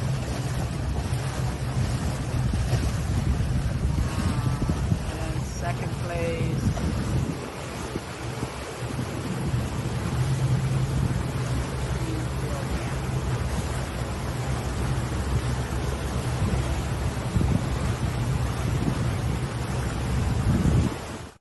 All right, that looks like that may have been Kaloi Kai in second place. Not getting a confirmation. It is okay. It is confirmed. Thank you to our production team for that. But there are some of our spectators. So again, it's the two Hawaii teams that did well yesterday, Team Hawaii and Kalahui Kai, running again 1 and 2 today. Andrea Muller there mentioning that they're about 14 miles into a 25-mile race, I think is what she said. And so great day of paddling for the ladies from Hawaii. They're more than halfway through, looking smooth, looking fresh, and we're looking for a continued great performance from them, and maybe even enjoy seeing our Hawaii ladies on the podium. Back to the action with the men's race here. Man, look at that armada, that fleet of spectator boats and official boats just kind of following our top paddlers as they round the island of Taha'a towards a finish line. And, don't lose the camera. Okay, here we go. Who we got here? Looks like right on screen is Huahine. Huahine, yeah. Huahine was in right around 5th place earlier when we got the update, probably a good few miles back. But again, this is like the battle. This is a small pack here. Looks like they're again battling for like that 5th or 6th place spot. But Team Huahine, who finished 4th yesterday, and just of course always a team that can definitely get to the podium, can put you in the hot seat, if you will, and make sure they put the pressure on. But there's just really good paddlers there, and this team has definitely been building over the past couple of years and putting on really great performances. But none other than Kevin, CJ right there steering his team. Beautiful stuff. Looks like they're having fun out there in those little kind of following seas, small bump conditions. Yeah, and again, what a great backdrop. Look, crews surfing up on each other. As we had mentioned earlier, the latest update we have is that Hawaii men's team running in 10th place. Not a bad showing from the Hawaii boys today. Hoping for them that they can improve their standing for sure on yesterday and even break into the top 10. And then, of course, right there battling Huahine is going to be your team, Air Tahiti. Air Tahiti, finishing 2nd yesterday, and just trying to make sure there's not too big of a separation for the gap from yesterday, because, again, they too had a pretty big lead on Huahine, which was about 5 minutes back of them. So just right now in general is just making sure the gaps don't open up. Obviously, podium is definitely something you want to do on day number 2, but just right now we've just been watching some really good battles. A lot of, like they say, neck to neck type of paddling, and we love that because day 2 is really a great day to see that. You really get to see the expertise of the steering, of the type of paddling, whether it's the rate going up and slowing down, and just not burning each other out, because even though we call it a sprint day 2, it takes its toll, because for sure. you definitely are putting 2 hours of nonstop power and using all of your oxygen in your muscles and burning it up, and you still got day 3.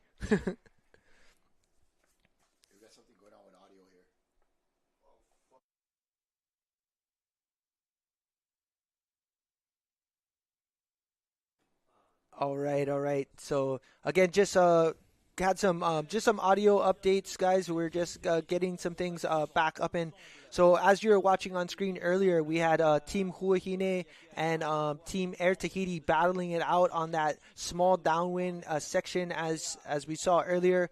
But again, we are back. You got to view some of the beautiful places right here in Ta'a, and just unreal backdrop for all of these racers. Look at those boats outside Kalai. There's so many people following this race. You gotta love it. Look at that. And there you go. There's our leader in yellow right there as the drone zooms in on them. That is our leader, Shell Va'a, making their way towards a finish line. And here you have the standings as far as the open men's or senior Om division. Shell Va'a OPT behind them. Hina Raurea in third. Air Tahiti Nui Va'a in fourth. Popora Te Hoi Mamu in fifth. And Team Huahine in sixth place. Now, it seems to me, Micah, that Shell has kind of opened up quite a gap on OPT. They need about a little more than 2 minutes or so around there to even out the time and get first place as far as a day 2 standing. Yep. And you know what? Just in general, we're seeing that Shell creating that opening for day 2. And I said it. Shell's got the ability to do it on any type of course, whether it's a 10-mile course, 12-mile course. In this case, 27 kilometers, 18 miles. They can definitely make up the minute 45 from yesterday. Oh, yeah. And then actually open up a gap on them as well. So that's what we're seeing. Excellent paddling from Shell. But we've got an update. We've got none other than Baptiste Gossin, who's going to give us an update. He's also the builder for the Ade Tahiti Matahina. Okay. So, again, we're going to get an update directly from the man. Baptiste himself. Hi everyone, after 1 hour of racing on the junior, as you can see over there, you see Mataya with the yellow canoe in front, following by OPT, EDT, and Bora Bora. So it's a real fight, Yesterday OPT took the lead, following by Moria, but Moria today has a little bit more back. So everything is open for Mataya, OPT, EDT, and Bora Bora too. So we will see. Up to you now. All right, we heard it live from Baptiste Gossin himself. Again, that was the builder of the Matahina. Following the race, he's following the first time for Hawaiki Nui because he's always so busy. Got the chance to get on and follow. Just amazing. And what a great person. Baptiste has, just is such a welcoming person here for all of us viewers in Hawaii. Got to really appreciate and around the world what that gentleman has done for the Va'a community. Just really getting the canoes out to a lot of people and clubs, especially some of the clubs that are just less fortunate. We have the opportunity to race in a Matahina, just incredible. But we got the update live of the team Hawaii. Leading, Kalahui Kai slightly behind. And Kauai Va'a. Yeah, so Kauai Va'a is battling for third against Ihilani. So, again, Kauai Va'a, Team Nalu, that's Kaina Makua and his from Kauai. Yeah, from Kauai, and their team. So they're battling for third. It could be an all Hawaii sweep. You never know. And just really appreciate the updates. So, man, just incredible. But we got it live in direct right there from the man himself. Mahalo Baptiste. And look at this, man, just surfing. This is, that's Manutea Owen, right? Right there in Huahine Va'a. No, that's CJ. Oh, I'm sorry. Maunatea is with the 40s.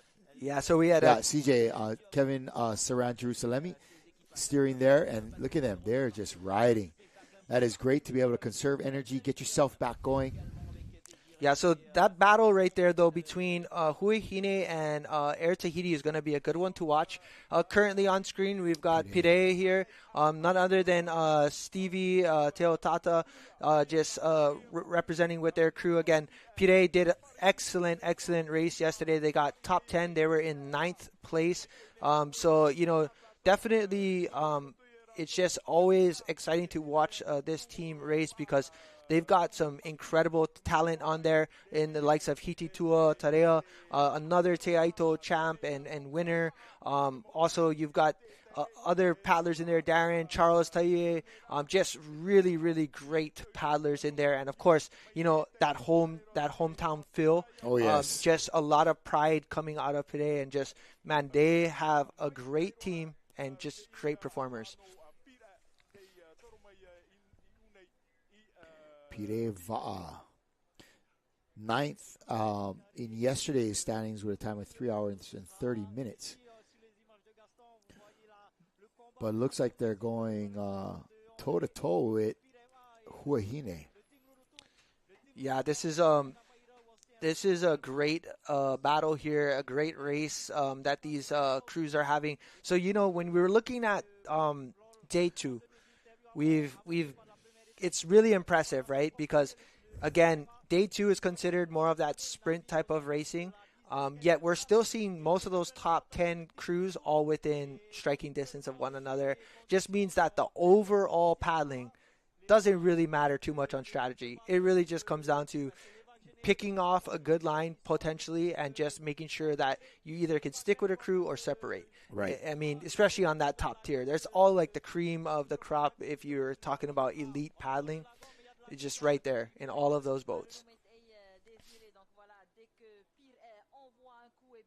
And then just to consider, all of them individually have their own accolades, whether they've won Te Aito, Super Aito, or maybe other other prestigious races as individuals.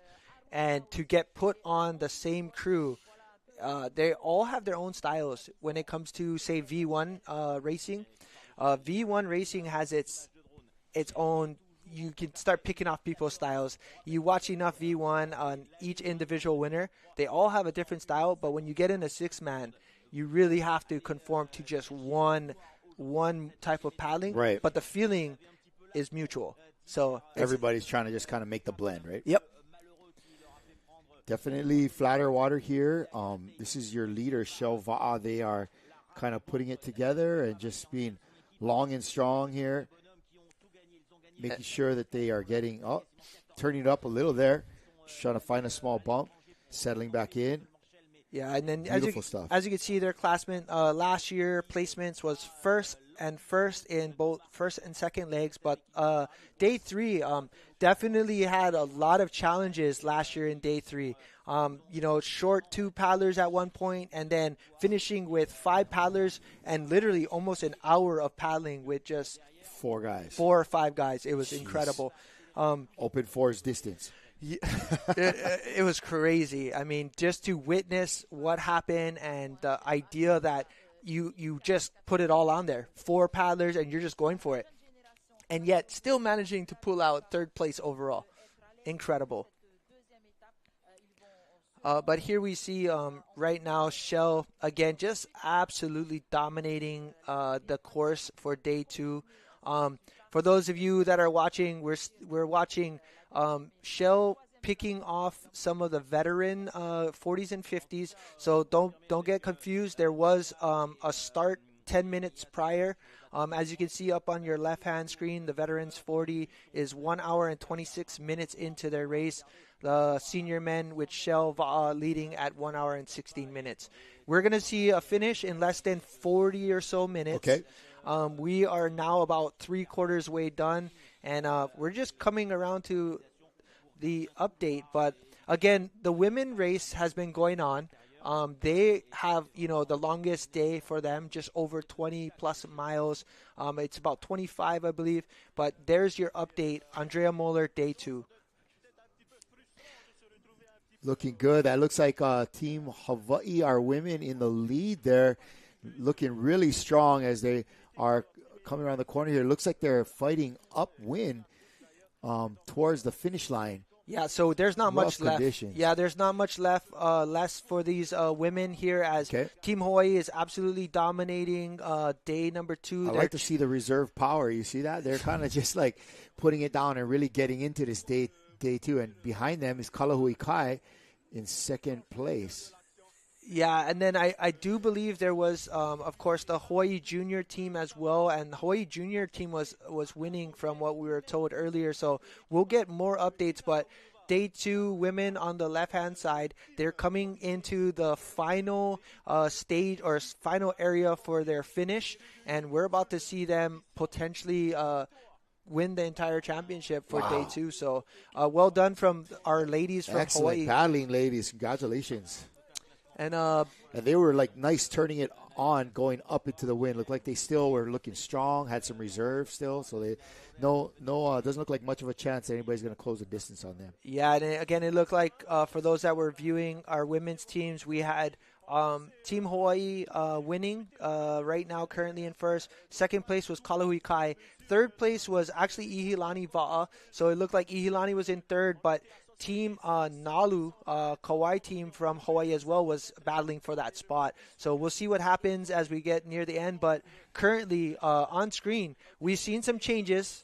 We're seeing, again, our top 3 right now. So Air Tahiti made some moves. Air Tahiti was like around 7th or 8th place about close to maybe 40 minutes ago. Now they've made their way back into 3rd place. They pulled ahead of Hinaraurea. Yeah, Hinaraurea has been having a great race today, and I wonder if you think that's more of a measure of Tahiti Nui turning it on or Hinaraurea backing off a little bit. I think it could be a little bit of everything, but we did see Air Tahiti kind of hold a higher line in the beginning.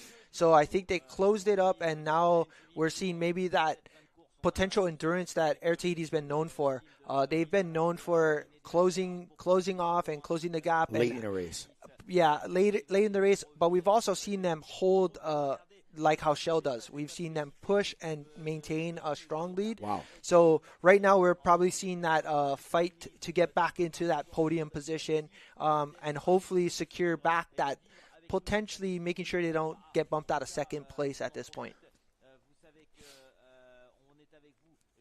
And look how beautiful that inside lagoon looks right there. And that's just a little drop off. If I'm not mistaken, that might be on the corner where they also have a pearl farm. But I do know there's a lot of historic reserves and preservations here in Taha. Was able to kind of go and check it out a couple years ago where we got to go up on that near that area. So, man, just incredible to view all of the locations that these racers get to admire. You know what's crazy is you don't really get to admire that when you're racing because you're too busy trying to paddle.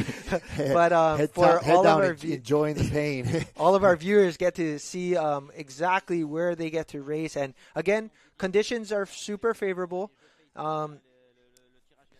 But just right now, if you guys are tuning in, we have less than 40 minutes for the finish here. So if you're tuning in, go ahead and share this live feed on our YouTube channel. So Ocean Paddler TV YouTube, as well as our Facebook Live. You can also check us out on our very own sports network called the Adventure Zone Sports Network. It's an app that you can use on Roku, Amazon, or of course your Apple TV. So please tune in and be more than happy to share this with all your friends and family because check this out. I just think it's cool, like not only what we're seeing, but how many people are joining us from places all across the globe. We had people from Sardinia and Portugal and Vancouver and Germany and South Africa. And so it's kind of neat to be able to have all these people around the world sharing this simulcast in English with us, and we're so stoked to have you, of course, from all over here in Hawaii, but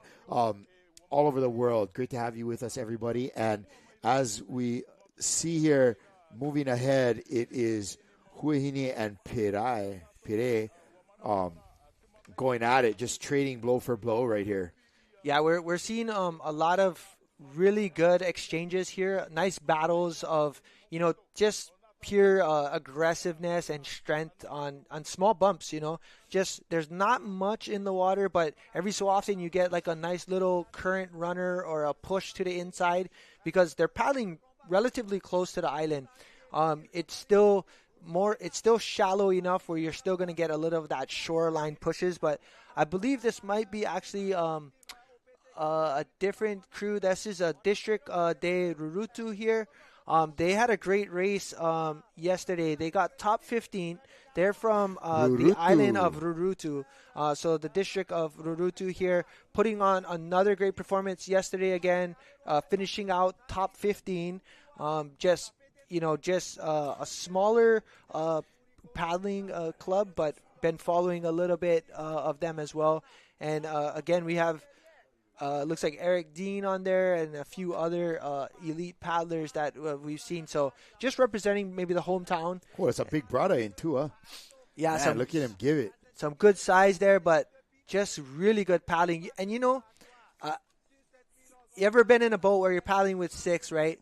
Somebody misses the change and they stop paddling. You don't ever really see that too much in Tahiti or Tahitian paddlers. They're so in sync, it doesn't matter. They're still taking strokes on the same side. It doesn't affect them as much, but I mean, you'll see that on very novice or inexperienced paddlers. Well, they'll just stop or make a change and probably talk to the guy, hey, you're on the wrong side. Man, these guys, they've been paddling. They just go so good and so in sync. It's incredible. But Pire, just like I said before, just a lot of talent in there and having another good performance. Looking to crack again the top 10, 9th place yesterday. Hopefully they can maintain. I mean, anytime you can finish in the top 10, especially at this level, is just incredible.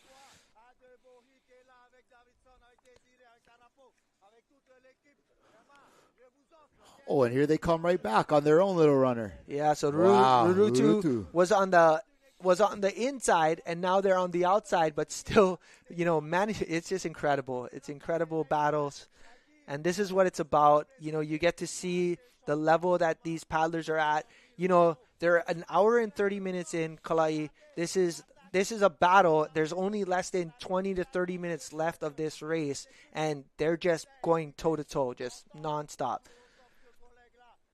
And you gotta love it. You gotta love that feeling to just go against some of the best paddlers in the world. If you don't get the opportunity, say in a V1 or at a smaller race, because we're all living on different islands, here's your chance. And you just really, really can appreciate the battles that we're seeing on screen.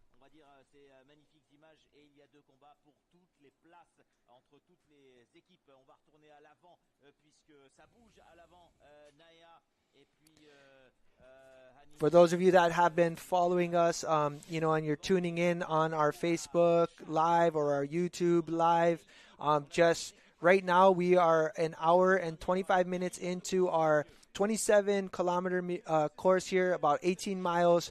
It is a 2-hour sprint, day 2, on screen, running that inside Beautiful line, stuff. Look at that OPT, way inside. Little surf run there. Yep. They're currently running in 2nd place. Is that correct? And then Air Tahiti right behind, and you can see. Wow, Air Tahiti is closing the gap. They're going for it. Yeah, Air Tahiti having a great run as well because they're coming from behind. They were sitting in about 7th place less than half an hour ago. That's quite a few places to make up, man. For sure. And right now you can see this is a strong group of paddlers. They finished 2nd overall yesterday. Okay. They wanna continue to stick into the podium and make their chances of a day 3 finish be potentially in 1st. So still we've got about, again, a good maybe 25 to 30 minutes of paddling to go. So if you want to close the gap, this is when you got to do it. Yeah, you got to turn it on now. Leave it all on the field. Yeah, this is your chance to make that opportunity to take over OPT. Catching shell at this point might be a absolute maybe out of the question, but you can still shrink the time. Correct. So that would be probably what's going on maybe in the captain's mind. For now, it's, hey, we're in a good spot. We're in second place. We're great paddlers. We know how to finish. Let's just keep going. But to counter that, Shell is there thinking to themselves, hey, we need to open up the gap. They're going to be pushing as hard as they can. And, like you have mentioned before, Micah, they have no there's no distance where they're not going to be able to push the whole time. Right, and especially because this course is the shortest course. You probably got some fresh paddlers in there that are willing to put all the effort out on the line. So with that, we have that understanding that probably majority of these paddlers are fresh. So chances are they're just going to try to push it. As in they didn't paddle yesterday. Correct. So unlike maybe a smaller crew, such as I believe, like today, for example, doesn't have a full 12. Yeah, they might only had 8 or 9 guys. Yeah, right? So you probably might be racing twice. But in this case, I think majority, besides the steersmen, will probably be newer paddlers or fresher paddlers. And it gives you the opportunity to say, you know what, okay, guys, give it all you got. You're probably not racing tomorrow, so let's go. Yep. This is all this is you your got. time to shine, right? Yep. This is going to be your whole Hawaiki Nui 24. This is the time for you to get. You've only got, 30 minutes left in your race. Lay it down. All right, we're gonna bring you a live update. I believe we have a quick video of the women's finish. Okay, let's break off to that. Oh, here we go. Team Hawaii finishing here. Yeah, so that's them rounding the last turn buoy here. This is the last turn buoy, and they're going to be shooting in. So it's kind of like a square finish. They're going to turn down, and they're going to pass inside next to the entire... right up the beach. Right up the beach. Just incredible. This is your Team Hawaii, your women paddlers here on screen. Just incredible stuff. Beautiful. Team Hawaii coming in and representing. That's going to be Anela Borges, Monica Escoval. You've got Kristen Foster, Alana Gu Frazier, Coral Mariano, Beata Markin, Andrea Moeller, and Lori Nakamura, as well as Lauren Spalding. Incredible race. That's your Team Hawaii winning leg number ladies. 2 and the championship. You know what's cool about this, too? I want to say 4 or 5 of these ladies are moms. Oh, man. Right? Yeah, just...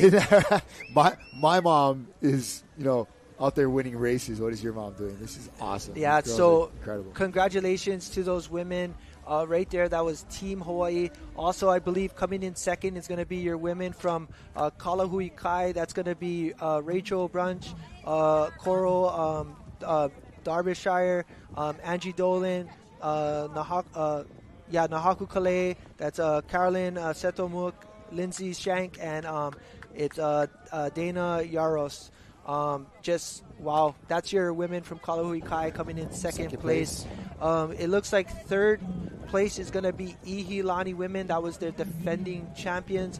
I'm not sure if they're going to podium because Team Teva was in third yesterday. So it would be probably a battle for that position there for the Tahiti teams, but man, just incredible paddling. Congratulations, ladies. Yeah. Well done representing Hawaii, first and second there.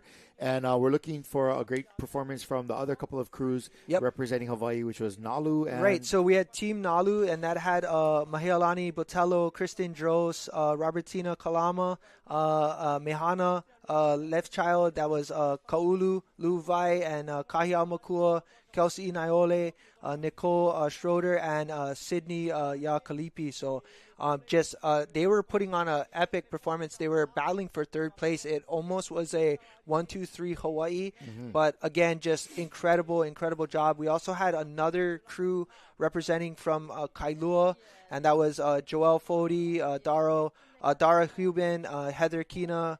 That was Carolyn Olsen Orr, Carlene Ornelas, Cassandra Pocchini, Danelle Silva, Shin Lou Stokesbury was also on that team, Heidi Strauss, and Jasmine Vieira. So just lot of Hawaii women that went down to try to represent. Yeah, I like that. We need to get a few more men's crews out there next year. 100%. And I think after seeing this, it's definitely possible to put together crews, but absolutely, just seeing this visually and understanding the race and what it looks like is a great opportunity, and for us to bring it live to all of our viewers across the world.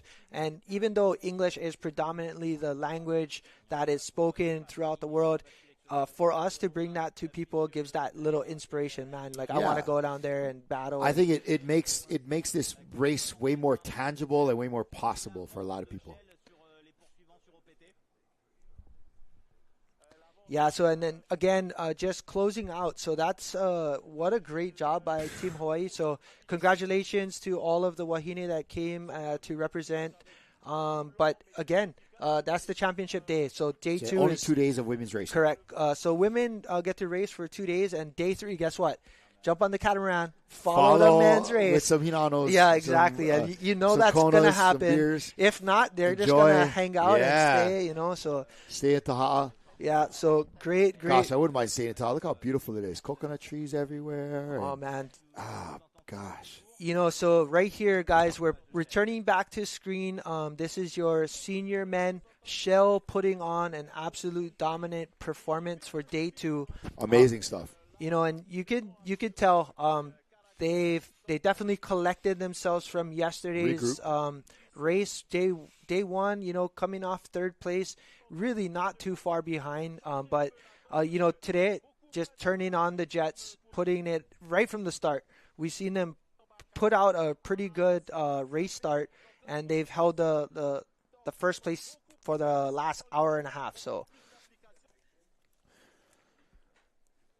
beautiful work by Shelva, and look at them just sliding down that coastline. All the folks there on Taha'a making their way out to the edge of the reef to kind of cheer on all these paddlers and wave to them, and a beautiful backdrop there of Taha'a Island, very remote, very rural, and man, an amazing place to go and paddle. And it doesn't seem like OPT is that far back right now.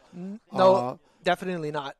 We've seen the gap actually look like it squeezed in a little. Squeezed in a little bit, and I'm not sure, you know, if that was part of the strategy by these crews for Shell to come out hard. You know, they, like you had mentioned earlier, Micah, they like to come out hard and then get a lead, take a lead, and just maintain that. And OPT may have had a little bit of different strategy where they're going to work their way along the course, not get too excited, and then in this last part of the race try to open up. We'll see. Not quite sure what their strategy is, but it does seem like they are getting a bit closer. Closing that gap would be OPT. Yeah, so as you can see, we're probably close to 80% finish of day two. We don't have much left. There's only 5 kilometers left. That's probably about 3 miles, if you will. Not too much more to go. As you can see right there, all they have to do is loop around the backside of Taha. And, you know, just if you're looking at the race right now, you just tuned in. Just to put it in perspective, the top time was made by EDT Va'a in 2013, and it was 1 hour 50 minutes. So right now, if you look at that, we've got maybe a 15-minute potential record breaker. So I would say we're probably going to hit more about the one, you know, just over 155, and so we're going to see a time right around there. So yeah, it'd be nice to see them break the 2-hour mark. Yeah, absolutely. And I think we've seen some great opportunities with that surf that we've seen on the backside, so a little bit of that downwind surf. But just on screen right now, it looks like, again, we have some boat footage. So we're just trying to see who this is. It's a little bit bouncy because they're just following the crew.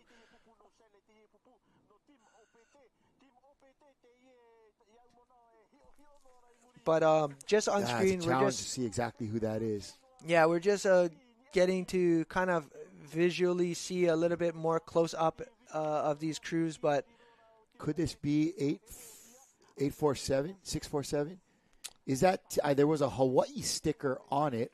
I'm not sure. Could this be our Hawaii crew? Is 647 is going to be none other than Team Hawaii right there on screen. Yeah, all right. So Team Hawaii doing an incredible job right here, as we can see.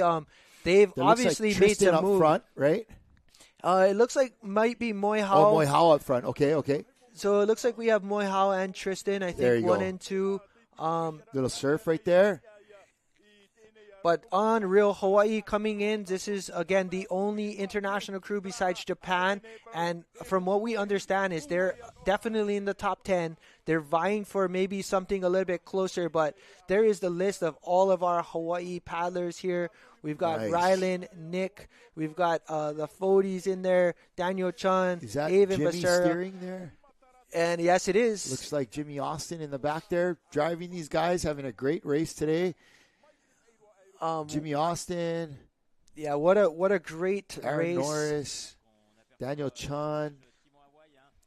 Wow. Chase Van Ardheim, Rylan Hart, Nick Fody. Some great names in there. Some top Hawaii paddlers. And congratulations, guys. Look like they're breaking into the top 10 and having a good race, man. They're really putting it together. Yeah, this right here, guys. This team right here had a really hard day yesterday. They ran into some debris kind of on the start of the race. Unfortunately, put them back.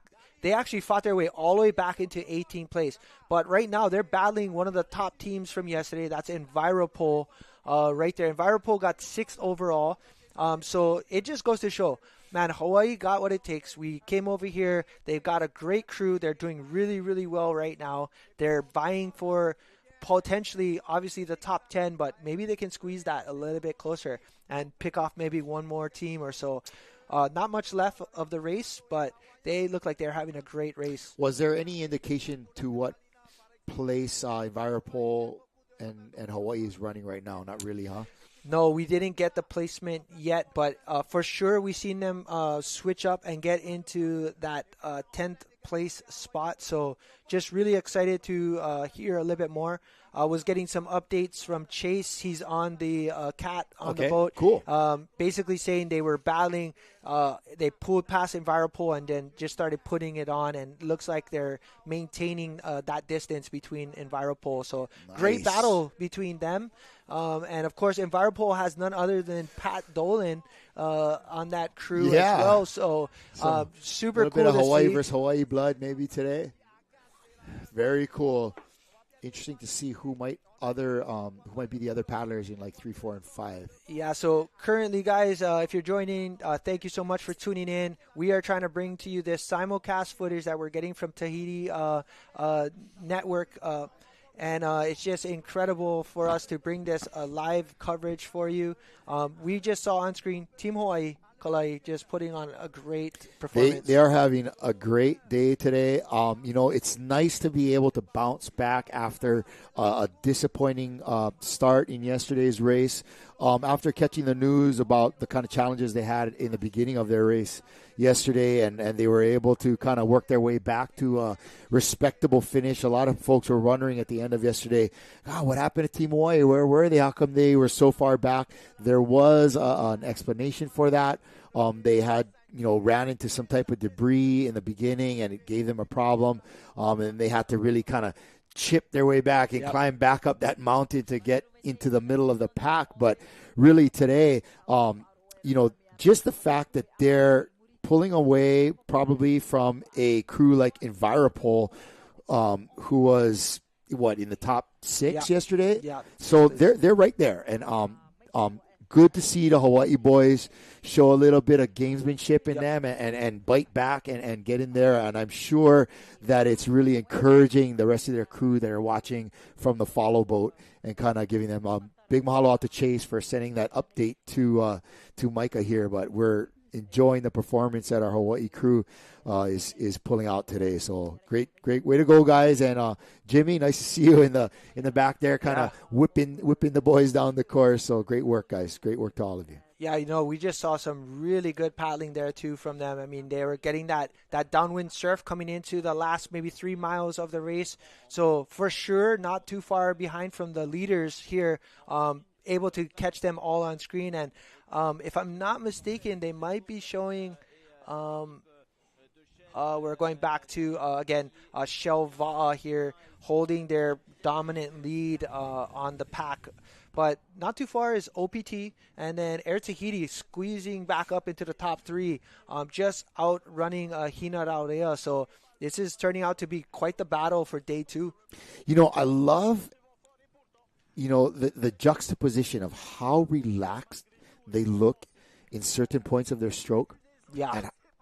And juxtaposed against how fast they are going. It's crazy to see that moment of relaxation, and yet the canoe just surging ahead when they apply. And so goes to show that you need to have that portion of your stroke that can settle down and then put it together. Yeah, just watching all of these, these paddlers having the race that they're doing, they definitely have been able to kind of settle into a really good pace and just maintain for the rest of the course.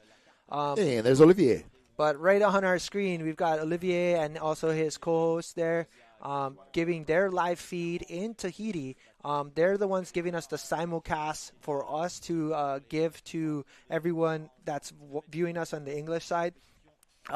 Going over the course there is 48 kilometers for day number 1, which is about, again, almost 30 miles, 18 miles for day 2, and then the big day tomorrow, literally looking at, an incredible amount of paddling to be done tomorrow with 60 miles. Oh, they're getting close. Look at that. They're almost to that finish line there. Oh, or is this where they're going to leave from? They're just showing the day 2, what happened on the depart. Yep. Okay, right here on the departure there. Yeah, and then there's the course. And where they are at right now is... So this is where the leaders are for the veterans side. So they just started finishing. The top finishers in the veterans race, the masters divisions, as we might call them.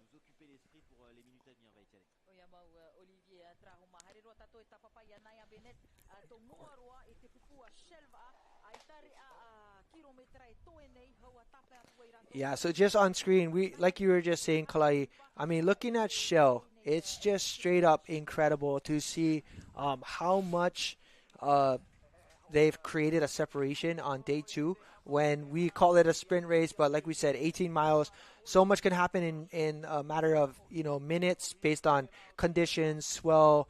But right now, Shell took advantage of everything. Had a great race start. That downwind surf on the backside, they were able to just constantly create a little bit more of a gap. But, I mean, we're watching on screen. They're just absolutely flying right now. They're actually upwind now, so the wind is blowing directly into their face. This is, it's incredible. You've got a little bit of everything. You've got smooth water, then you've got downwind. A lot of variety today. And then you've got dead water, and then now you've just got wind to your face. Let's go. Buckle down. We've got a couple miles to go, guys.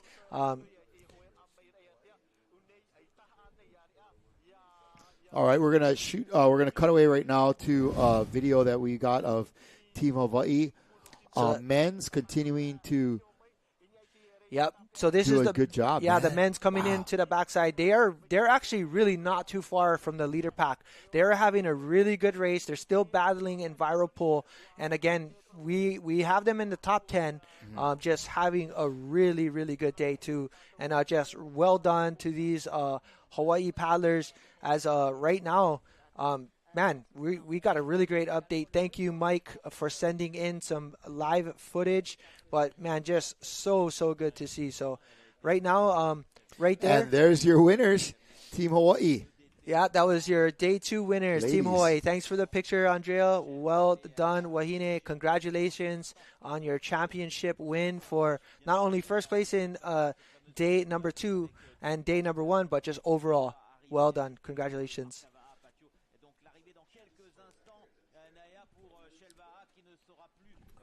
So at this point, so it's 1 hour and 46 minutes for the senior men. We're looking currently the marathon for day number 2, 1 hour and 50 minutes is the record time. Again, I think we're going to see more along the 155 mark potentially. We, again, are at 147. So not quite a record, but, man, a fast time. Yeah, we just probably seen really great conditions. I think if this backside maybe wasn't as windy, we might have been able to see a record. But, again, we just have 2 turn buoys to go around. Shell is coming in to finish. They're going to win this race. Day number 2, Shell is going to get first place as long as nothing happens. But they still got about 320. Yeah, it's going to be close. It's going to be close either way, but I'm not going to say for sure at this point. It's going to be curious to see how far back OPT is and if they still are maintaining the overall lead in time. Yeah, OPT probably has no more than 2 minutes of a gap in between. And so I think right now what we're seeing is, again, just coming to that final 2 buoys. It's going to be close, though, Kalai, where you see it's going to be close to a record, but we won't know until they finally get to the end. But for those of you that are looking, the record time is 1 hour, 50 minutes, and 26 seconds. Mm-hmm. Shell is at 1 hour, 47 minutes, and 55 seconds. Oh, wow. No, it's going to be close. It's going to be close. They got basically 2.5 minutes. You know what? I wonder if they know. I think they're going to break it. Oh, yeah? You're going to give it to okay. Here we go. Micah's been right a lot the last couple of days. I think that Shell has a chance to break it. They're going to take about 30 seconds to get to this buoy and maybe 1 minute. It's going to be close. I wonder if they are aware, the guys in the canoe are aware how close they are. Maybe somebody was shouting it to them. They're just telling them, go, go, go. Yeah, but yeah. Here we go. Are Are we going to see Shell break the 2013 record set by EDT Va'a? This record's been standing now for just over 11 years. It is going to be absolutely close. So if we go back to the full screen, you guys are going to get to see all the times there. It's going to be close, Kalai. It's going to be darn close. And I'm going to say right now on screen that if they can do it, within their reach. It's close. It's going to be a great finish. Are we going to see a day 2 record? The guys in those boats at the corner got to be telling them that that they're close to a record. Yeah, how's that boat? That's Shell's team boat. That was Shell's team boat. They're saying they're yelling. They're like, you better go. You might break the record. I think they're going to do it. I think it's going to be really close. They've got 1 minute here, basically. They're going to break the record. They're just turning it on. They're going to break this record, I think. Again, so the record time, guys, is 1 hour, 50 minutes, and 26 seconds. They've got less than 1 minute to do it. Exciting stuff right here. All right, let's see if they can do it. This is going to be a nail biter. And, man, this is going to be close. Exciting. They are just heads down, grinding it out to the finish line. And the finish line is that red buoy right there. They're going to do it. They're going to break the record for by day the 2. slimmest of margins, maybe just by less 20 than 20 seconds. Yeah. Oh, my goodness. Are we going to see it? They're going to beat it by 5 seconds. What is happening? Wow, exciting. Congratulations, Shelva, winner of record. They got the record. Yeah, they just by only like 7-8 seconds. Amazing. Incredible finish by Shelva, and what a way to push all race long. They separated themselves from the rest of the pack, secured their dominance in the second half, and really turned it on there and have a record. 150.18, 8 seconds by the slimmest of margins, beating the record and taking a first place here on day 2 of Hawaiki Nui Va'a 24. Micah, are you pumped or what? I am pumped, and I'm pumped to see that gentleman right there, Vairoa right there on screen, and just just incredible paddling. We just saw day 2 just got the record broken, 11-year standing record by EDT set in 2013. So, that record from those paddlers in EDT, just incredible. You must imagine what it was like to race against that team as well. So, there we have it. Shell winning, first place, breaking the record, and probably taking charge. And we're going to see if they separated by 1:45. We're going to see what happens with OPT right here. That looks like that might be OPT. Yeah, there. OPT and Air Tahiti right in screen on your right-hand side. Second place and third place. Okay. And remember, it was 1 minute and 45 seconds. Yeah, so right now we're like plus 120. Right now, as they're coming into the finish. Yeah, and they're again at the final buoy as well. Ooh, it's going to be darn close. It's going to be almost even. Yep. They're within just a few seconds of each other, less than a minute, as far as overall standings after 2 days of racing. Yeah. So just well done. We're seeing. So it looks like Team OPT coming in second place. They are actually still going to hold the lead by the slimmest of margins. Yes. And then Air Tahiti as well coming in third place. So there's your podium finishers. Yeah, Sailing Canoe finishing with them. Pretty cool. And cool to see the Holopuni coming in as well. Hina Raurea coming in right now in fourth place. I have a feeling today we'll finally get to see, if we cover the top 20, we're going to see Hawaii come across very shortly. So for those of you tuning in and watching Hawaii, Hawaii is potentially in the top 10 for day number 2. We just saw an incredible day of racing just now. Wow, that was – it is always a treat to watch some of the best paddlers in the world break a record. I remember watching them break the record at Molokai Hoi. Yeah. But Chelva, just an amazing team of paddlers. They're shattering the record by just the slimmest of margins. But, man, how cool is that? Yeah, and then Huahine coming across right now. So Huahine coming in and rounding off the top 5. Man, just incredible paddling we've seen. It looks like potentially Popora Te Hoi Mamu right there. I believe if they haven't changed too much, that's going to be your team right there coming in behind Huahine. Obviously, haven't been able to see the up close, but I believe that is going to be them. That was Popora Te Hoi Mamu.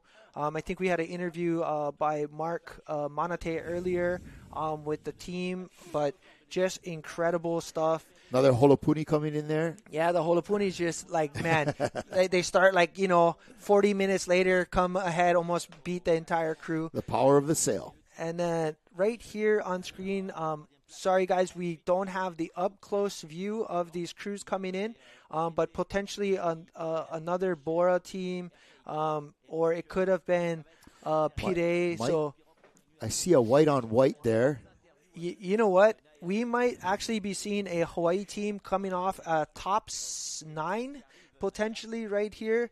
Wow. And it does look like that's your team from Hawaii right there. Yep. Man, just coming in and putting in. Yeah, it might be Mr. Austin in the back there. Kind of looks like it might be. And we'll be able, if Enviropol is kind of close on their heels, then that very possibly could be them. Yeah, you know what? I'm going to say that was the Hawaii boys that came across just now.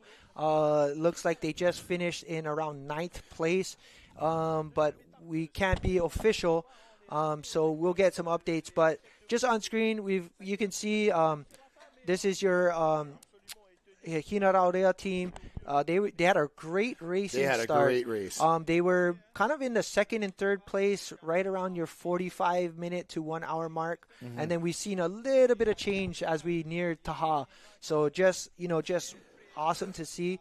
But it looks like Enviropol coming across on your right-hand side, and then a whole pack of canoes. Might be some of the 40s and 50s mixed in there as well. Yeah, so again, just a big hats off to all of these finishers on day number 2, because, man, that was a battle from so many racers. Just incredible stuff. Definitely looking forward to see potentially Team Hawaii mentioned here in the top 10. Shortly, the Hawaiki Nui Va'a and Tahiti Nui TV will be able to place the next 5 finishing crews on the bottom of your screen there. Yesterday, they were giving us the times and the splits on the top 10. And so, as you had mentioned yesterday, man, the times between 1 and 2 and 3 are right there. Yep. I'd be I'm looking forward to see where they stand after 2 days of racing. I would say just right off the bat, it's a restart. Right there. It's a restart. Yeah. Day 3, it's anybody's race no matter what. It's not going to come down to the seconds as so much for day 3, because the distance is quite large. Mm-hmm. But like a day like today, it just creates that excitement, that extra. I wonder what if. Yeah, that just incredible racing today. I love day 2.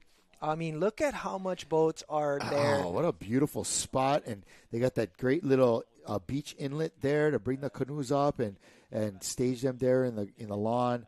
What a great place to have a finish of a canoe race. My goodness. Wow. Yeah, this is, again, just what a great place. Look at that sandbar out the back. It's just this bright fluorescent blue. And, you got that deep, dark water. And, just what a great place to finish a race. The good thing about it is it's less than it's right before lunchtime, so they got a good amount of time to just get some rest. Right, and recover for tomorrow. We'll get up early tomorrow. It'll be a bright and early start. 5 hours. Because it is such a long day of racing. Of just an Ironman, so.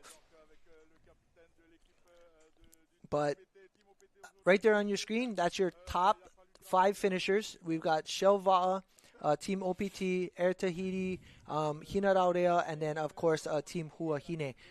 But I'm excited to see what the final placements were for the top 10. It looks like potentially Hawaii might have broke that 9th place, it looks like. So we're about to see. But well done from all of these paddlers, man. Just incredible racing. I really enjoyed it. For me, the great part of the race was just that kind of little surf run between about 2/3 and 3/4 of the race, before they kind of rounded up into that other backside of Taha'a. Was kind of neat to see those crews that were able to get the bumps. And, man, the competition kind of really stepped up at that point. A lot of crews recognized this was their opportunity to kind of pull away from the crew next to them or catch the gap between them and the crew in front. So it was kind of cool. Yeah, just exactly what you're saying, Kalai. Just the chance to, have a little bit of surf, work hard in maybe some of the flatter condition side. And then, of course, that, that final stretch, that upwind, man, like anybody that's raced, right? Tough. Anybody that's raced, it doesn't matter if it's for 500 meters. Just upwind gives you that extra grind and all right, once you finish. It's like coming in into Hawaii Kai during a one-man race, or the Napali Coast. They got that last section into the wind there sometimes. That's rough, but man, again, I think for me too, one of the highlights was seeing our women from Hawaii do so well today, and building on a great performance yesterday. But really, I mean, congratulations to all the ladies, especially out there, Lauren. Now just adding another, world championship to her list of accolades. A lot of those ladies from Team Bradley, including Alana and Kristen and Lori Nakamura steering them. What a great job by all those ladies, and they certainly did deserve it. Yeah, and then just in general, just the fact that day 2, we just witnessed a record on day 2. Just incredible. Cool. Come on, man. Get to call that and just witness a record after being standing for over a decade. Just unreal. And they weren't much off it yesterday either. No. The performances have been exceptional today. At the bottom of your screen, you're seeing the winners in the 40s as Hinaraurea Nunui in 2nd, Hawaii in 3rd, and Air Tahiti in 4th. Yeah. Great race by them there. Yeah, so again, starting to filter in. We're starting to see some finalists come in. They're finishing day 2, but just well done from all of these paddlers. And dude, be smiling after sprinting for 2 hours, man. Oh, my goodness. You just got to appreciate, how much effort that we get to see on the water. And he looks spent. That brother gave it all today. Of course he did. And it looked like a team from Bora. They didn't get the update. I'm sorry, we missed the name. But in general, just witnessing this finish, I mean, we're going to see tomorrow, you're going to witness probably one of the best finishes ever from any location. And just that idea of having to paddle for 4.5 hours to 6 hours just seems like a feat all in itself. Yeah. But these guys have paddled now probably upwards to just about 5 hours now. So you've got 3:30 yesterday. That is a lot. Hour 50 today. I mean, you start kind of putting it together. You're saying, okay, It's a lot of mileage. we got one more day. All of these steersmen, majority of them, again, usually steer all 3 legs. So they're doing, give or take, 11 hours of paddling in 3 days. So wow, just really, really cool to see all of these canoes coming in. And look at that. Just, I mean, oh, man. all the boats. What a idyllic location to have a finish for a canoe race. Incredible. Yeah. Absolutely incredible. Again, for those of you that are viewing on our Facebook, our YouTube, or any of our apps here, just really thank you for tuning in. Again, we're trying to bring to you this simulcast coverage. This coverage is coming from TNT TV, so Tahiti Nui Television. Olivier and the crew, big mahalo for having us host this in English here at the Ocean Paddler Studios here in Oahu. But man, we got to see some great paddling. We're seeing an interview on the left-hand side with Enviropool. Enviropool got 6th place yesterday. It looks like they're rounding off potentially in the top 10. Okay. They had a great battle against Hawaii. And, man, it was just really cool to see. Also, I believe, again, that's going to be a crew with none other than Pat Dolan is on that team as well. I'm not sure if he's raced today or if he's racing tomorrow, but, Okay. I mean, everybody in Hawaii knows Pat is an absolute beast. I mean, He's the man. Just coming off of, again, he had a world champ for the Molo Solo, and just seeing the other Hawaii paddlers. I do want to know how the Japan team did. I didn't get a follow up, but based on what I seen, I know they were on, maybe they actually were, I believe, 41st out of 42. But man, to come down from Japan, probably have some of the least experience in type of water that any Polynesian feels. I do know they've come to other races, even at the likes of Molokai, maybe jumped on with a different team. But man, to go somewhere, paddle 80 plus miles somewhere, just incredible. That's far good. I mean, and what a way to take your paddling in your zone to another level. But coming to a race like this and just experiencing it and all the lessons and things you can learn, relationships that you build that you can take back home and build upon. Right.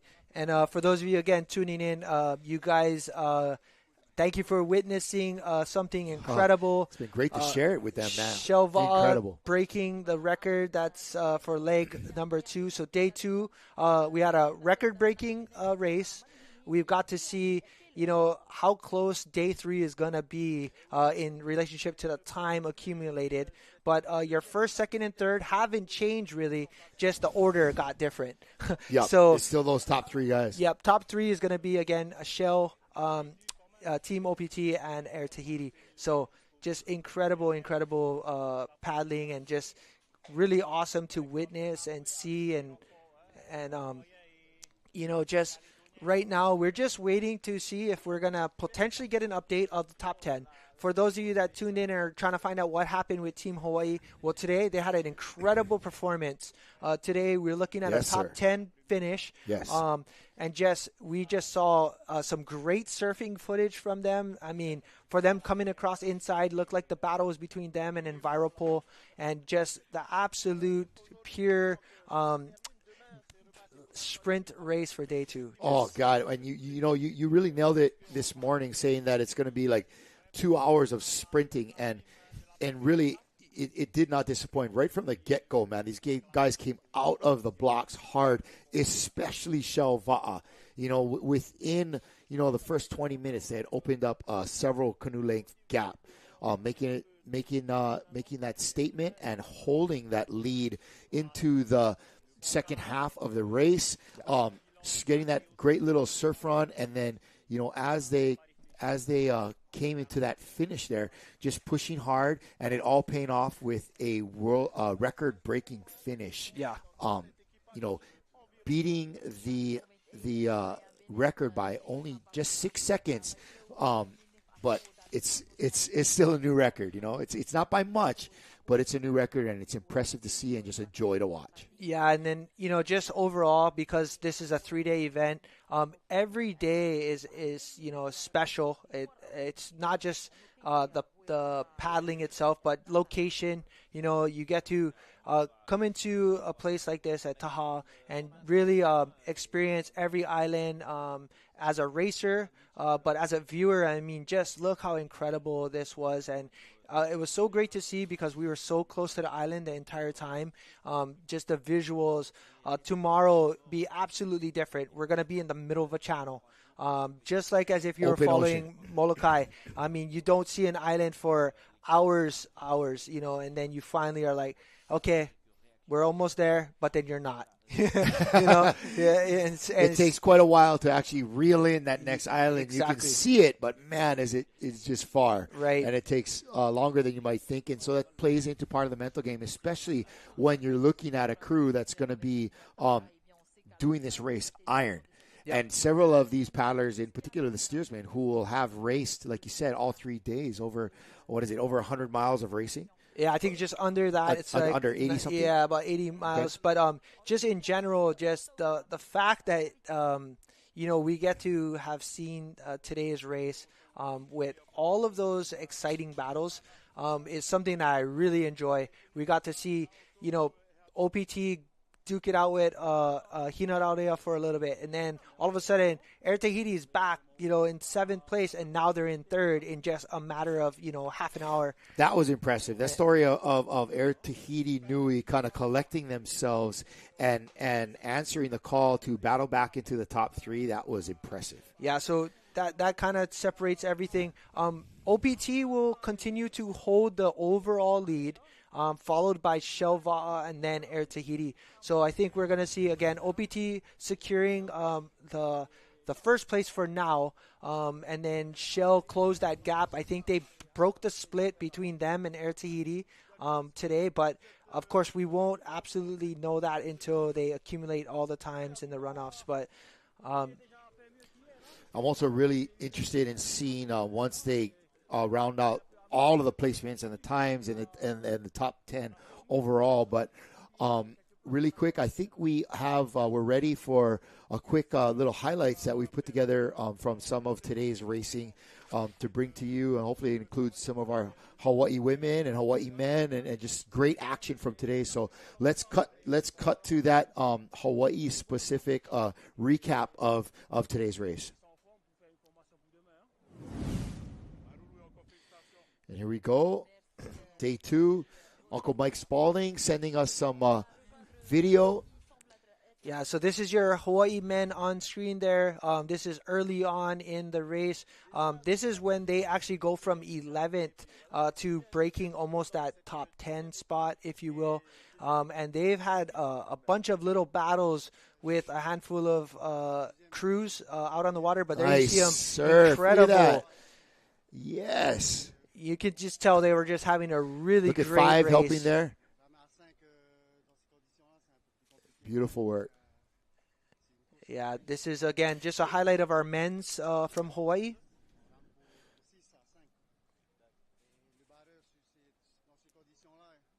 And then that's that battle with Enviropol there that you see. This is them kind of working in to get into that top 10 position. And, man, just look at that. Just what a great backdrop. Nice. And, just this is a little bit of that side chop with a little bit of push. Still some downwind for them.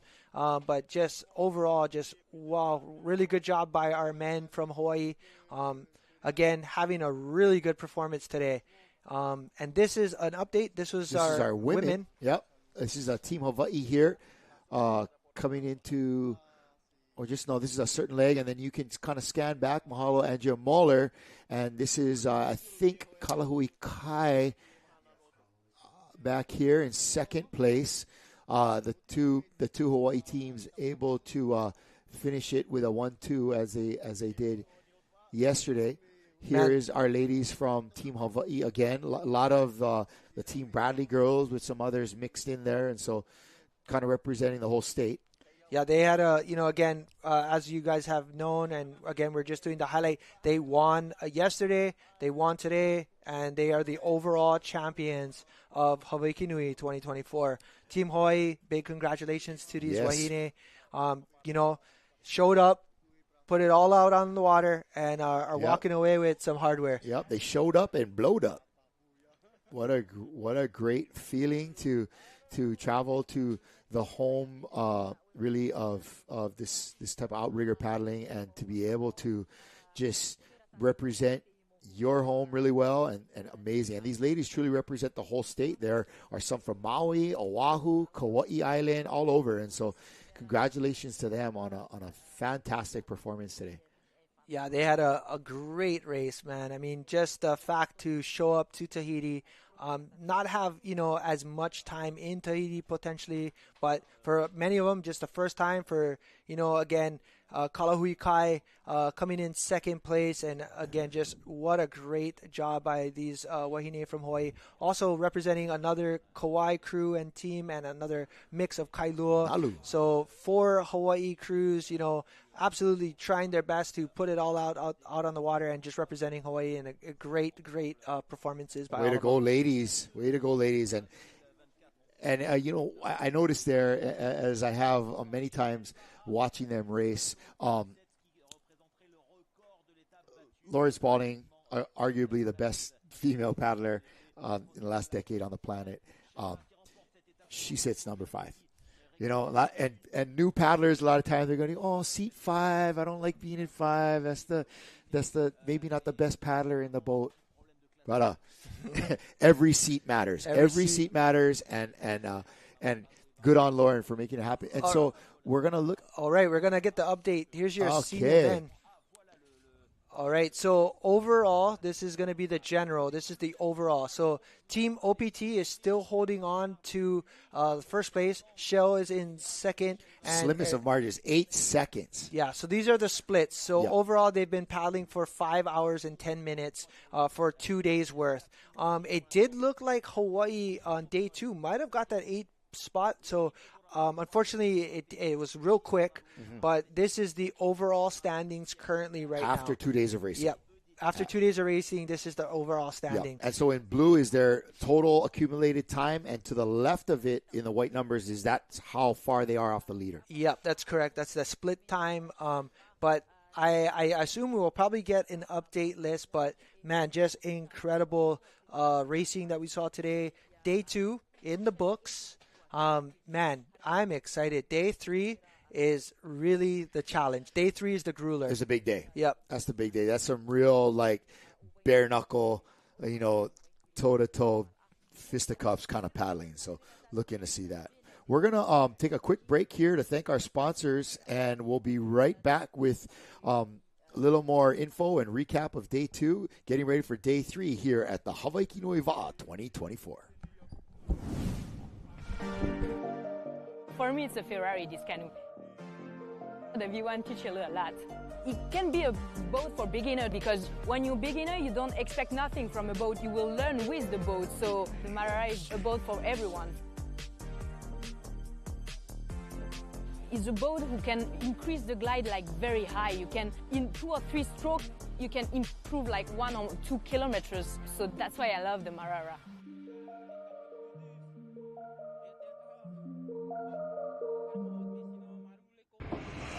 Allow us to help you grow your brand and expand your business by reaching Hawaii's giant outdoor sports and ocean enthusiast demographic. Zone Media Advertising specializes in television commercial production and campaigns, social media content production and distribution, drone and video production, cutting-edge live productions, and more. With over 25 years leading Hawaii's action sports market, give us a call to find out how we can help you grow your business. The Miko has made me a better paddler. It helps you read the wave even better because you're on that wave for a longer period of time without having to think as much. Yeah, having the Miko be a little bit bigger and wider in the cockpit actually is nice to be able to move around and situate yourself different. It gives you an option to be able to be more versatile in your seat. It kind of reminds me of a longboard. It stays on the wave, it's easy to ride, it's super stable, so it's friendly for beginners or expert level. There's nothing like the pure paddling performance of RA Tahiti rudderless canoes.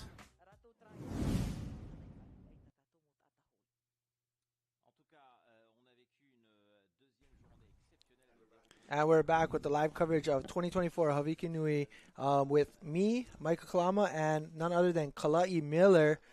Oh, bro, that's the potty boat right there. Taha'a Discovery.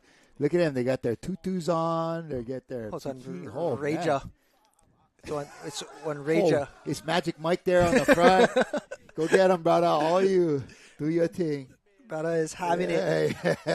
All right, guys. We're going to give you an update. Guess what, everybody? So it looked like they said Hawaii got 6th place for day 2. Wow. They kind of really turned it on there after a while, huh? Yeah, so I'm going to get the official update. I mean, I did see Tehoi Mamu and a few others, so I don't know if that's accurate, actually. But somebody chimed in 6th place.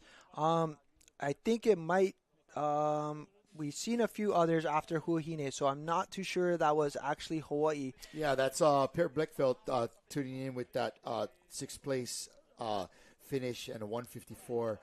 He's a retired firefighter. I think he may be down there following the race and checking it out. So he's we're going to see if he's correct.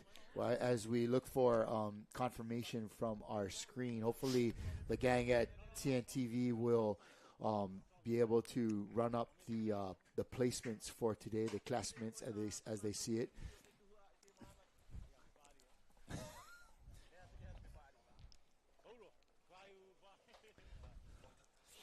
All right, looking good right here. They're getting some interviews with some of our senior paddlers, our as they would call them, the veterans there in Tahiti. And so it looks like they had a great race too. What a beautiful day of racing for everybody, man. It is a killer place to be able to finish a race like today. And is this the takeoff point for tomorrow's race, Micah? So or do they relocate the no, so they're gonna actually come out outside, and they kind of paddle up just a little bit, and then they stage them outside. So it'll be all the boats get stored in, then they'll paddle out around the corner, and then get ready to go once again. But just really, what a great location and place to be. Look how much support. Like where can you go and store like 200 plus canoes with, thousands of people coming on to just witness this last departure for day number 3. So for those of you that have been following us, again, thank you for tuning in. If you want to see more exciting paddling tomorrow, day 3, make sure you share on our Stick with us, man. Stick with us. Share on We're still waiting on confirmation for Team Hawaii, but man, it would be awesome to see them in 6th place overall. It'd be super cool. Yeah. So we're are we getting ready to call it a day yet, boss? Okay, sounds like we definitely wanted to wish everybody a happy Halloween today. Yes. It's that festive time of year. I don't know if they celebrate Halloween so much down there in Tahiti, but everybody up here in Hawaii and America, we certainly do. So again, join us here tomorrow, as Micah did mention, for continuing coverage of Hawaiki Nui 2024, our simulcast with video provided by Tahiti Nui Television. Big mahalos out to them and the gang from Hawaiki Nui Racing Association. They kind of made this all possible. And, of course, the support from Ade has been phenomenal, making this really possible. And it's been a joy watching that Matahina just work out there. As we had talked, of the 40-plus men's entries, there's only a few of them that are paddling something different, and it's really got to be a telltale on how well that works there. For sure. So we're going to be bright and early again tomorrow. We started a little bit later today, right? Because it was a shorter race. Tomorrow is the longest leg of the Hawaiki Nui, and so we're going to be starting bright and early. What time, boss? What time we got to be rolling in here? Yeah. Okay. If you want to know what time we'll be live, check our Facebook. But hopefully by the it'll be by about 7:00. Hopefully, right about that time. It's going to be an early start, so we'll probably be rolling out. Getting through your second cup of coffee for sure. and rolling out to work or to school or wherever you got to go. Take us with you. Yeah, send us some coffee. We're going to need coffee and donuts tomorrow for sure to make it through. But it's been fun, Micah. Again, a quick recap of today, brother. What do we see? We just saw incredible paddling. So just a real shout out. First race of the day, basically Team Hawaii for the women's side. Team Hawaii women and Kaluikai coming in first and second. Yes, Overall, becoming the winners of the Hawaiki Nui for the women's side. Our juniors also had a great race, but none other than Shell dominating day number 2, a world record as well. So, I mean, just incredible. The neat part is that after 2 days of racing, those top 3 are so close. Shell, Tahiti, Air Tahiti and OPT. And OPT are still like just so tight that it's really anybody's race tomorrow. And like you mentioned, it's almost like a reset. Okay, these 2 days don't matter. We're starting at 0, go. Yep. So that's going to be really exciting to watch. It's going to be a long day. It's going to be a lot of paddling, and we'll be stoked to bring it to you all here in English, doing our best to translate to all of you. So, Mahalo, you're going to find us on our Facebook page at Ocean Paddler. You're also going to be able to check out our YouTube feed. That's been great. We're getting a lot of people out there. Also, you can check out at any time Adventure Zone Sports Network. This is where we air not only our live broadcasts, but shows that we've had in the past are cataloged there for you to reach out and check out anytime. And you're going to find that on your Roku, your Fire, or your Apple TV. And so we're excited to be bringing it to you tomorrow. Everybody have a happy Halloween. Yeah. Are we going to do this? We're going to do this.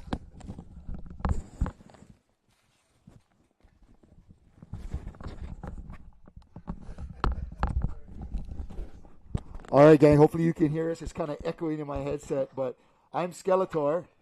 And I'm the other Skeletor. Happy Halloween, everybody. We'll see you tomorrow morning. Day 3, Hawaiki Nui Va'a. Hoi pa.